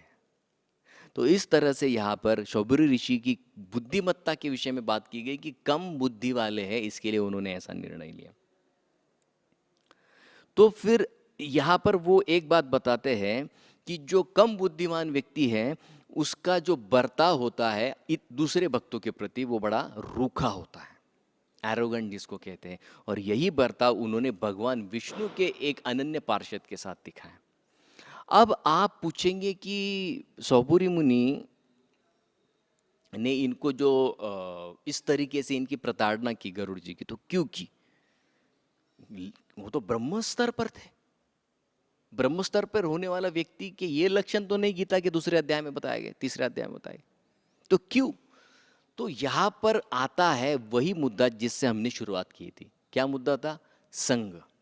भक्तों के संग लेने से भगवान को भी कई बार सोचना पड़ता है कि इसके साथ मैं क्या बर्ताव करूं। उसी तरह से इन्होंने कई वर्षों तक इन मछलियों का संग किया था। संग किया मतलब इर्द गिर्द उनको हमेशा पानी में मछलियां दिखती थी, तो ये भी एक दृष्टि डालना, ये भी एक तरह का संग है। तो निम्न विचार के पशुओं के साथ, प्राणियों के साथ रहने के कारण, उनके साथ लंबे समय तक संग करने के कारण उनकी बुद्धिमत्ता कम हो गई और उसका परिणाम ये होता है कि वो भगवान के पार्षद को शाप दे देते हैं। देखिए संग का कितना भयंकर परिणाम है। और यही होता है यहाँ पर सौबरी ऋषि के साथ कि वे गुस्से में आकर, क्योंकि रहते किसके साथ है, एक कम सोच के जो प्राणी हैं, मछलियों का तो साइंटिस्ट का ये कहना है कि मछलियों का अटेंशन स्पैन कितना है, 3 से लेके 6 सेकंड तक। वो 1 2 3 सेकंड ऐसे चलेगी, ऐसे मुड़ जाएगी, 1 2 3 ऐसे चलेगी, ऐसे मुड़ जाएगी, क्योंकि वो स्टेबल नहीं रहती, इतना मन उनका चंचल होता है। तो सबसे चंचल अगर कोई प्राणी होता होगा तो मछली को कहा जाता है। तो ऐसे चंचल लोगों का संग करने से क्या हुआ, उनका मन भी चंचल हो गया और चंचलता के कारण उन्होंने गरुड़ जी को शाप दे दिया। और फिर हुआ क्या, वो शाप, ये 3 गलतियां करने की वजह से वो जो ब्रह्म साक्षात्कार के स्तर पर थे वहां से वो नीचे आ गए, मतलब उनका पतन हो गया। और पतन होने के कारण उनको भगवत भक्ति में, भजन में आनंद नहीं आ रहा था। और फिर उन्होंने वो आनंद कहाँ ढूंढा? फिर उन्होंने 50 जो राजकुमारियां थे उनके साथ ब्याह कर उन्होंने उनके साथ परिवार बढ़ाया। और फिर अंत में जब उनके अपराध का उन्हें जब फल प्राप्त हुआ, उसके पश्चात फिर उन्हें उनका जो ब्रह्म साक्षात्कार का जो स्तर है उसकी जो रियलाइजेशन से वो उनको वापस आते हैं और वो कहते कि मैं कहाँ फंस गया। तो उसके पश्चात फिर वो वापस जाते हैं 50 पत्नियों को लेकर और फिर से तपस्या में लग जाते हैं और फिर भगवत भजन कर कर भगवत धाम की प्राप्ति करते सौबरी ऋषि। तो ये है संग का परिणाम, किसके संग में हम रह रहे हैं। तो फिर दूसरा प्रश्न ये आता है, अरे फिर वो उन्होंने तो जमुना जी का भी संग किया था, यही कारण उनके उद्धार का कारण बनता है। उसी जमुना जी में मछलियां भी रहती थी, उसी जमुना जी के जल में सौबरी ऋषि भी रहते थे और तपस्या करते थे। तो उस जमुना जी के आशीर्वाद के कारण उनके अपराध की जो अवधि है वो कम हो जाती है और जमुना जी के आशीर्वाद के कारण फिर उस अपराध से बाहर आकर फिर से भगवत भजन में वो लग जाते हैं। तो ये है संग का परिणाम। तो इसके लिए मैं अंत इस बात से करना चाहूंगा कि जैसा हमारा संग है वैसा ही हमारा रंग होगा। भक्ति में अगर हमें अग्रसर होना है तो भक्ति रसामृत सिंधु में या उपदेश अमृत में जो लिखा गया है उन चीज़ों का हमें निश्चित रूप से पालन करना पड़ेगा, क्योंकि संग इतना प्रभावशाली है। जैसे मैंने उदाहरण पहले दिया किसका, कंस का। कंस को आशीर्वाद किसके थे, उनकी बहन जो भगवान की शुद्ध भक्त हैं। तो भगवान भी डर रहे थे किसका, क्या कर पाऊंगा मैं। तो इसके लिए फिर नारद मुनि को प्लान बनाना पड़ता है और फिर वो गलत कृत्य करते हैं और उसके पश्चात फिर भगवान का जन्म होता है और फिर 11 साल के पश्चात भगवान कंस का वध कर पाते हैं। तो कालिया के प्रसंग से हम यही सीखते हैं कि हम जिन लोगों का संग करते हैं या करना चाहते हैं तो हमें बहुत सोच समझकर संग करना चाहिए कि क्या इस संग का परिणाम होने वाला है। क्या इस संग से मैं कृष्ण के पास जाऊंगा या मैं इस संग करने से मैं भगवान कृष्ण से दूर जाऊंगा। तो यही संदेश है इस लीला के माध्यम से। बहुत बहुत धन्यवाद। हरे कृष्णा कृष्णा कृष्णा हरे हरे, हरे राम राम राम हरे हरे। श्रील प्रभुपाद की जय। हरे कृष्ण। तो हम सभी जन्माष्टमी का ये पावन पर्व मना रहे हैं। उस उपलक्ष्य में भगवान के संबंधित कुछ चर्चा हम करेंगे। भगवान कृष्ण जो ब्रह्मा जी के भी एक दिन में एक ही बार इस धरा पर अवतरित होते हैं, हमारा सौभाग्य है कि उनके कुछ ही अवतरण के कुछ ही सालों बाद हम उनकी जन्माष्टमी मना रहे हैं। पर इस जन्माष्टमी मनाने में उनके माता पिता का बहुत बड़ा योगदान रहा है। देवकी, माता देवकी और वसुदेव, इन्होंने जो त्याग किया है, जो धैर्य, जो सहनशीलता दिखाई है भगवान की सेवा में, उस सेवा का के फलस्वरूप हमें भगवान का दर्शन प्राप्त हुआ। उनकी लीलाओं की चर्चा हम आज कर रहे हैं। अगर हम उनकी परीक्षाएं देखे हुए तो बहुत ही कठिन परीक्षाओं से गुजरे हों, बहुत ही कठिन दौर से जीवन के गुजरे हैं। जैसे एक माँ को अपने बच्चे को की मौत का समाचार सुनना भी सहन नहीं होता, और ऐसे अपने बच्चों को सामने मरते देखना, और वो भी नवजात शिशुओं को जिनका एक दिन की भी उम्र नहीं है, कुछ ही घंटों पर पहले जन्मे शिशु को अपने सामने मरते देखना, वो भी खुद के भाई के हाथ से, हम कल्पना नहीं कर सकते। वसुदेव जो एक पुण्यवान सत्यवादी राजा थे, और इतने सत्यवादी कि उन कंस जो देवकी को मारने वाला था, वो केवल इस बात से आश्वस्त हो गया कि अगर वसुदेव कह रहे हैं कि मैं अपने, तुम्हें देवकी से बैर नहीं है, तो बैर तो मेरे पुत्रों से है, तो मैं मेरा हर एक पुत्र जन्मने के बाद तुम्हें दे दूंगा। तो इतना कंस का विश्वास था कि अगर वसुदेव कुछ बोलते हैं तो वो करेंगे। तो उनके सत्यवादिता पर इतना विश्वास था कि उन्होंने वसुदेव जी को और देवकी को मारना छोड़ दिया और दोनों को बंद कारागृह में रखा, पर मारा नहीं देवकी को। परंतु जब भगवान जन्मे तो भगवान बोले कि मुझे लेकर गोकुल चलो। और अब वसुदेव तो बोल चुके हैं कंस को कि वो हर एक पुत्र को देंगे, लेकिन अभी जब भगवान बोले कि मुझे गोकुल लेके चलो, तो वसुदेव उन्हें गोकुल ले गए, अपने वचनों पर अटके नहीं कि मैं जिंदगी भर सत्य बोला हूं भगवान, आपके लिए कैसे मैं झूठा कार्य करूं, कैसे अपने वचन को तोड़ूं। वो वचन तोड़ते समय उन्होंने एक बार भी नहीं सोचा।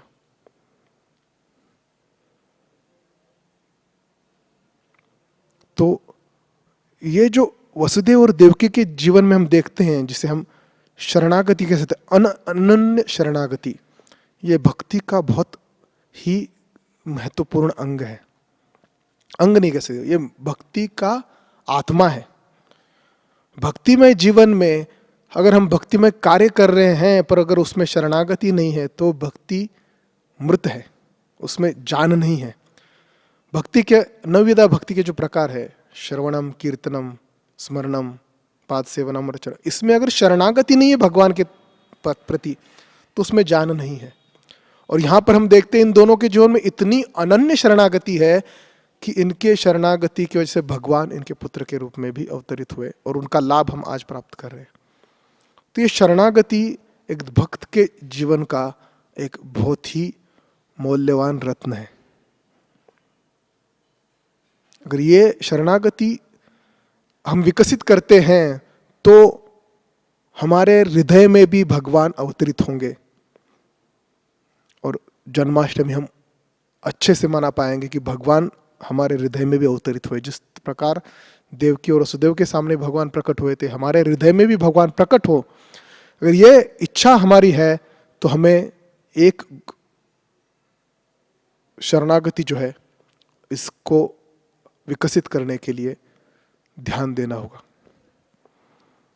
और अगर अर्जुन ना होते तो कदाचित भगवद गीता ना होती, और भगवद गीता ना होती तो हम कभी नहीं समझ पाते कि हमें शरणागति कैसे हमारी बढ़ानी है।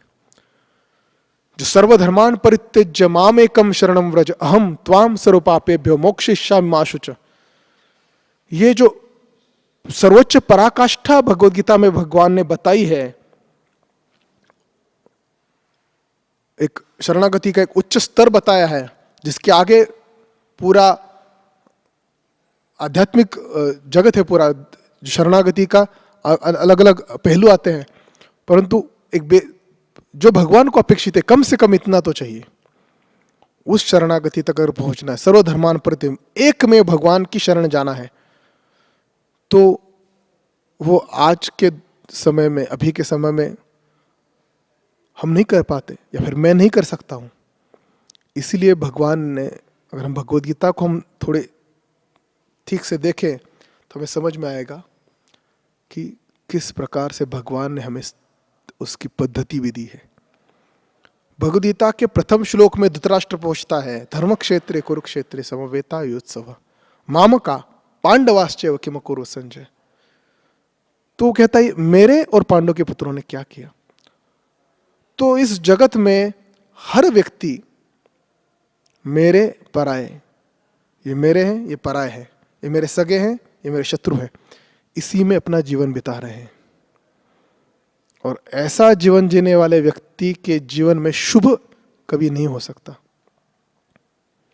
और बहुतांश समाज इसी स्तर पर है जो पशुवत जीना जिसे कह सकते हैं, क्योंकि पशु भी अपना जब झुंड बनाते हैं, जैसे गौएं हैं जब अपना झुंड बनाती हैं तो नई गाय अगर आई तो उसे मारती हैं अपने झुंड में। कुत्ते जब अपना झुंड बनाते हैं कुत्तों का, तो नए कुत्ता है तो उसको मारते हैं, उसको अपने जो इलाके में घुसने नहीं देते। तो उनके में भी मामका और मेरा और पराया है, और हम मनुष्य जीवन में भी उसी में जी रहे हैं आज भी। तो अगर मुझे स्तर से ऊपर उठना है तो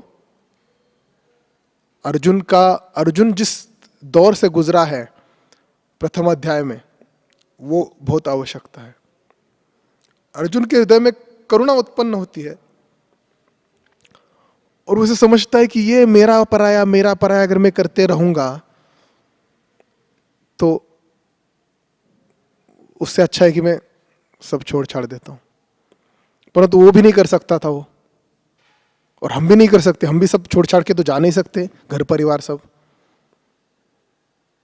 तो अर्जुन बहुत ही भ्रमित होकर, कंफ्यूज होकर, क्या करना चाहिए मुझे, ये सोचकर अर्जुन भगवान से कहता है कि मैं आपकी शरण लेता हूं। शिष्यस्ते हम शाधिमाम त्वं प्रपन्नम कार्पण्य दोषोपहत स्वभाव पृच्छामि त्वाम धर्म सम्मूढ़ चेताम यत् श्रेयस्यात् निश्चितं ब्रूहितन्य शिष्यस्ते हम शाधिमाम त्वं प्रपन्नम। कि हे भगवान, मैं आपकी शरण आता हूं, मुझे नहीं समझ रहा मुझे क्या करना चाहिए, तो आप मुझे मार्गदर्शन कीजिए। एक बार एक बहुत ही प्रसिद्ध गुरु होते हैं, तो बहुत ही शास्त्रों में पारंगत होते हैं, विद्वान होते हैं। तो एक राजेश नाम का व्यक्ति, उसे गुरु से ज्ञान प्राप्त करना था। तो उसे समझता है कि ये जो पड़ोस में गांव है उसमें एक बहुत ही विद्वान पंडित रहते हैं और वो साक्षात्कारी भी हैं, उनको शास्त्रों का अच्छा मर्म पता है। तो वो ढूंढते ढूंढते जाता है, तो गली में पूछता है एक महिला को जो पानी लाने जा रही थी कि ये जो पंडित जी हैं उनका घर कहाँ पे है, तो वो दिखा दी वो सामने घर है। तो जाता है, दरवाजा बजाता है, तो अंदर से पंडित जी बोलते कौन है, तो बोलता है मैं राजेश हूं। क्या काम है, तो बोलते मुझे शास्त्र सीखने हैं। बोलते यहां पे कोई शास्त्र वास्त्र सिखाया नहीं जाता, अपने घर चले जाओ। तो वो चक्का हो जाता है, तो वो वहां से निकल जाता है। आगे जाके फिर गली में पूछता है पंडित जी का घर कौन सा है, तो दूसरा आदमी वही घर दिखाता है। पहले तो उसे लगा था कि औरत ने शायद गलत, वो माता जी ने शायद गलत घर दिखाया, पर घर तो वही है। फिर ये ऐसे क्यों बोले, तो जाता है। तो जो पंडित जी है उनकी पत्नी बोलती है, पंडिताइन बोलती है, अरे कैसा खराब जमाना चल रहा है, हाँ, बच्चों को शास्त्र समझने में, भक्ति में कोई रुचि नहीं है।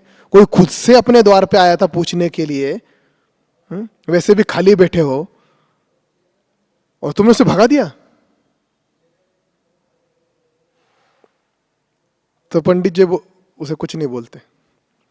कुछ दिनों बाद फिर से राजेश जाता है उसी घर पे, दरवाजा खटखटाता है, तो अंदर से आवाज आए फिर से कौन है, तो बोलते मैं राजेश हूं। राजेश बोलता है वो क्या काम है, तो अभी पहली बार राजेश को लगा था कि मैं शायद बोला मुझे शास्त्र सीखना है, तो उसमें थोड़ा स्वार्थ है, इसलिए इन्होंने सिखाया नहीं होगा। तो राजेश इस बार बोलता है कि मुझे समाज के लिए कुछ काम करना है।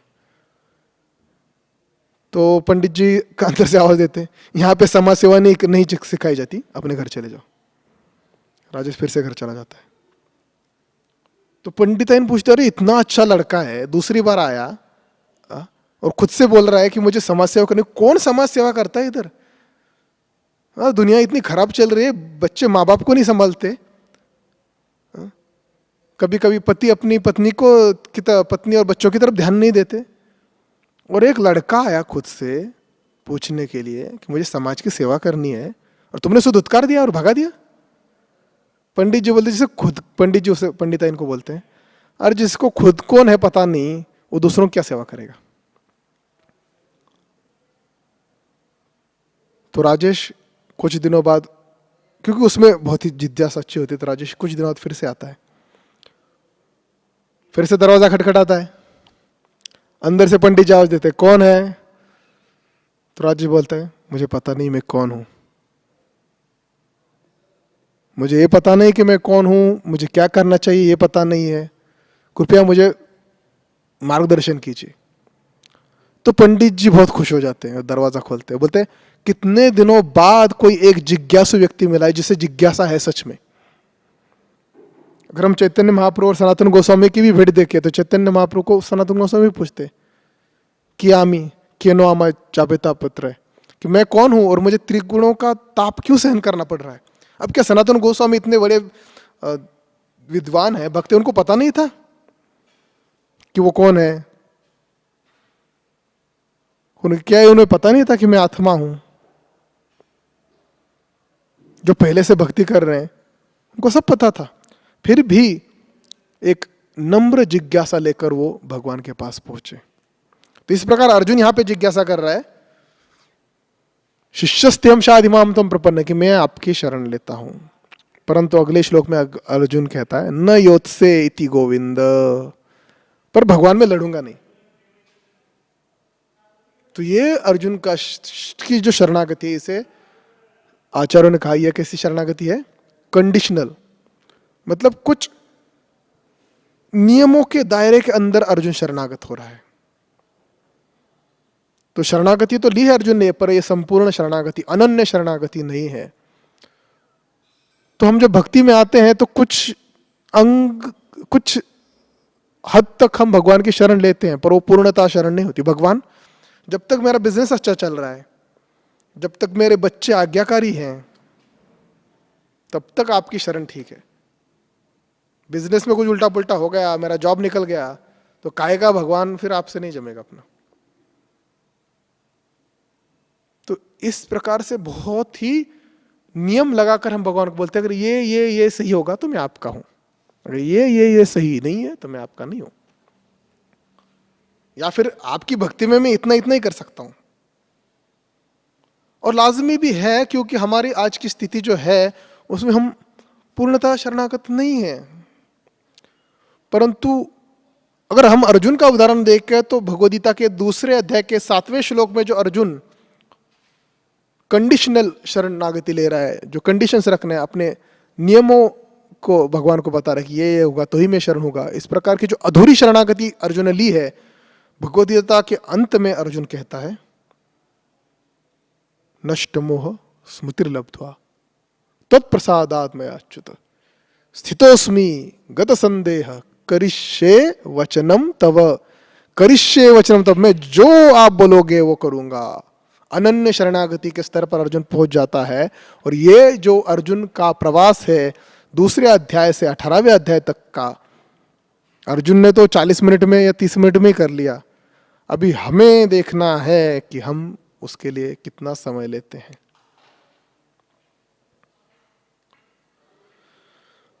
और इस प्रकार जब अर्जुन शरणागत होता है तब संजय उसके शरणागति की फलश्रुति बताता है। क्या है फलश्रुति? यत्र योगेश्वर कृष्ण यत्र पार्थ धनुर्धन तत्र श्री विजयो भूति ध्रुवानीति मतिर्मम।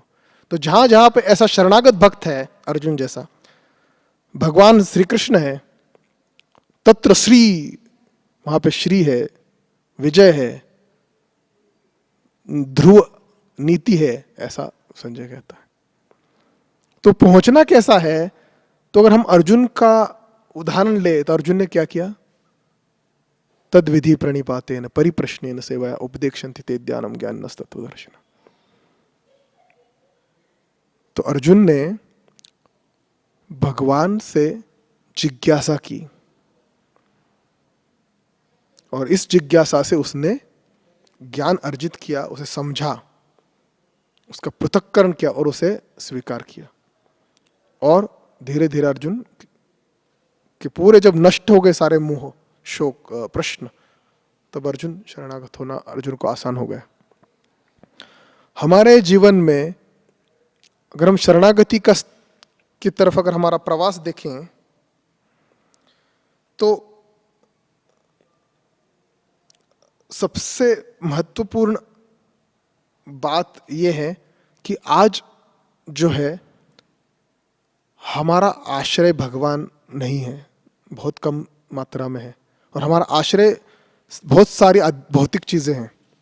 किसी का परिवार होगा, किसी का पैसा होगा, किसी का नौकरी होगा, व्यवसाय होगा, ऐसे अलग अलग आश्रय हमने पकड़ रखे हैं। समाज, इन सब आश्रयों से अगर हम भगवान के पूर्णतः आश्रित होना, शरणागत होना है, तो भक्ति विनोद ठाकुर लिखते हैं भक्त्यालोक में, हमें अपने श्रद्धा का विकास करना बहुत ही आवश्यक है। श्रद्धा दो प्रकार की होती है, एक होती है लौकिक की श्रद्धा, दूसरी होती है शास्त्री की श्रद्धा। तो लौकिक की श्रद्धा मतलब क्या? तो लोकायत श्रद्धा भी कहते हैं कि हमारे आस पड़ोस के सब लोग वैदिक धर्म का पालन कर रहे हैं, कृष्ण की भक्ति कर रहे हैं, इसलिए हम भी कृष्ण की भक्ति कर रहे हैं। अगर हम किसी और पृथ्वी के किसी और छोर में पैदा होते जहाँ पे सब लोग किसी और मजहब की या फिर किसी और रिलीजन की प्रैक्टिस कर रहे होते, तो हम वो कर रहे हैं, हम उनके देखिए वो कर लेते।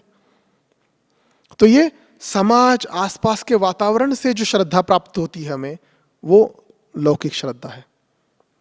और भक्ति के शुरुआत के समय में वो अच्छी है, ठीक है, उससे हमें भक्ति मिलती है। लेकिन लौकिक की श्रद्धा ये परिपूर्ण श्रद्धा नहीं है। और अगर हमारी श्रद्धा परिपूर्ण नहीं हुई तो वो हमारे लिए अच्छा नहीं है। परिपक्व श्रद्धा है शास्त्री की श्रद्धा, और शास्त्री की श्रद्धा बहुत ही दुर्मिल है। जब तक हमारी श्रद्धा शास्त्री की नहीं बनती तब तक हमारा शरणागति जो है, अनन्य शरणागति की तरफ जो है, वो प्रवास ठीक से नहीं हो सकता। जो श्रद्धा का मूल्य है वो लौकिक की श्रद्धा है, शास्त्री की श्रद्धा है। लौकिक की श्रद्धा जो है वो बहुत ही कमजोर होती है। इसलिए हम देखते हैं कि जो भारत में जन्मे लोग हैं, वैदिक संस्कृति में जन्मे लोग हैं, कभी कभी अच्छे सुसंस्कारी ब्राह्मण परिवार में जन्मने के बाद भी लोग किसी और धर्म में परिवर्तन कर लेते हैं, क्योंकि उन्होंने कभी अपनी संस्कृति, अपनी शास्त्रों को पढ़ाई देखा ही नहीं। जो आस पड़ोस से सुना उतने में श्रद्धा थी, तो उससे उसको अगर किसी ने खंडित कर दिया तो उसका जवाब देने का उनके पास कोई जवाब ही नहीं है, और वो जब कुछ बताता है तो उनके ऊपर उनका विश्वास हो जाता है। या फिर ऐसे लोग फिर नास्तिक बन जाते हैं आगे चल के, या फिर साम्यवादी कम्युनिस्ट बन जाते हैं। कितने सारे लोग हैं ऐसे, कितने सारे लीडर्स निकले हैं ऐसे घरों से, अच्छे अच्छे घरों से भी। क्यों? क्योंकि उसकी जो श्रद्धा है वो लौकिक ही थी, उसे शास्त्र की बन नहीं पाई थी वो। और कभी कभी लौकिक की श्रद्धा वाला व्यक्ति क्या करता है, फिर एक्सट्रीमिस्ट, बहुत ही अतिवादी भी बन जाता है, एक्सट्रीमिस्ट बन जाता है। फिर ऐसे लोग फिर अपने जो मजहब है या फिर अपना जो रिलीजन है उसको लेके फिर लोगों को मारना या लोगों पर अत्याचार करते हैं, क्योंकि उनकी श्रद्धा भी लौकिक की श्रद्धा है।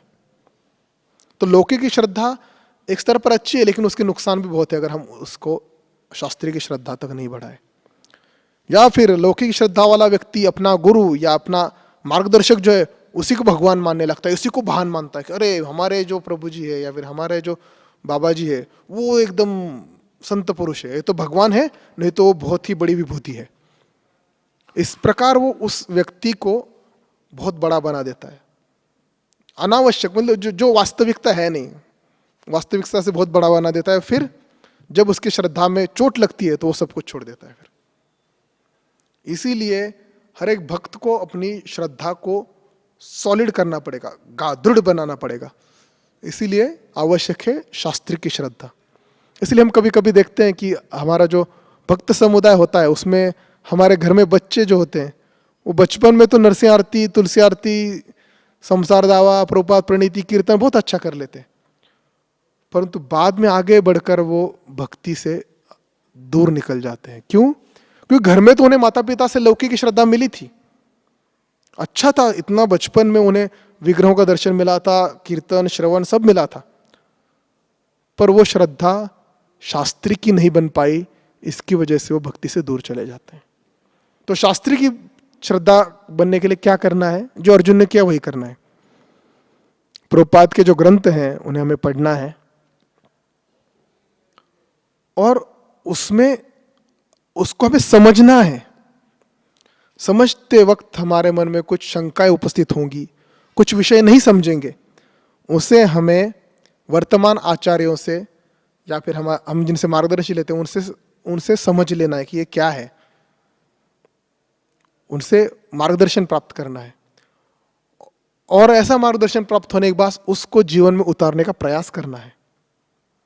एक तो ग्रंथ पढ़ना है, उन्हें समझने का प्रयास करना है, वो समझते समय मन में कुछ जिज्ञासा उत्पन्न होगी, कुछ शंकाएं उत्पन्न होगी, उन शंकाओं का निराकरण करना है और उन्हें जीवन में उतारने का प्रयास करना है। अगर हम इस तरह से करते जाएंगे तो फिर जो शास्त्रों में लिखे वचन हैं उनका हम अनुभव करेंगे, और उस अनुभव की वजह से हमारी श्रद्धा जो है दृढ़ होती जाएगी, और ऐसी श्रद्धा को फिर कोई हिला नहीं पाएगा। तो इसीलिए हमें अर्जुन का ने जो जिस मार्ग को महाजनो येन गता सपन था, तो अर्जुन जिस मार्ग से जाकर उसने अपनी जो अपूर्ण अपरिपक्व श्रद्धा थी उसे पूरी तरह से परिपक्व बनाकर अनन्य श्रद्धा बनाई, उस प्रकार हम अगर अर्जुन के नियमों का अनुसरण कर कर शास्त्रों को, प्रभुपाद के ग्रंथों को पढ़ते हैं, उन्हें समझने का प्रयास करते हैं, समझते वक्त हमें जो शंकाएं उपस्थित होती है, जो जिज्ञासा उपस्थित होती है, जो समझता नहीं है, उसे हम अगर हमारे मार्गदर्शकों से, वर्तमान आचार्यों से, उनसे समझते हैं और उसे समझने के पर उससे पालन करने का प्रयास करते हैं, हमारे इन स्टेप्स को अगर हम फॉलो करते हैं, इसको अगर फॉलो करते हैं, हम इसको अपने जीवन में अवलंबित करते हैं, तो बहुत ही शीघ्रता से हम भक्ति में प्रगति कर पाएंगे, और हमारी श्रद्धा जो है वो कनिष्ठ अधिकारी से उठकर मध्यम अधिकारी स्तर पर आएगी, जिसकी वजह से हमारी भक्ति जो है वो अच्छे से बन पाएगी। और जो हम देखते हैं कि हमारे जो भक्त समुदाय में जो बच्चे हैं वो भी कभी कभी आगे बड़े होके भक्ति से दूर चले जाते हैं, वो भी चले नहीं जाएंगे। तो अगर हम चाहते हैं कि जिस प्रकार वसुदेव और देवकी की वजह से भगवान अवतरित हुए और उनका लाभ सबको मिला, उस प्रकार अगर भगवान मैं अगर चाहता हूं कि भगवान मेरे जीवन में उपस्थित हो, मेरे जीवन में प्रकट हो, मेरे हृदय में प्रकट हो, और मेरे साथ उसका लाभ मेरे आस पड़ोस वालों को भी हो, तो मुझे अर्जुन के पद चिन्हों पर चलकर जो है शास्त्री की श्रद्धा को विकसित करना होगा। जिसके लिए मुझे क्या क्या करना है, पहले तो प्रभुपाद के ग्रंथों का अध्ययन करना है, उन्हें समझने का प्रयास करना है।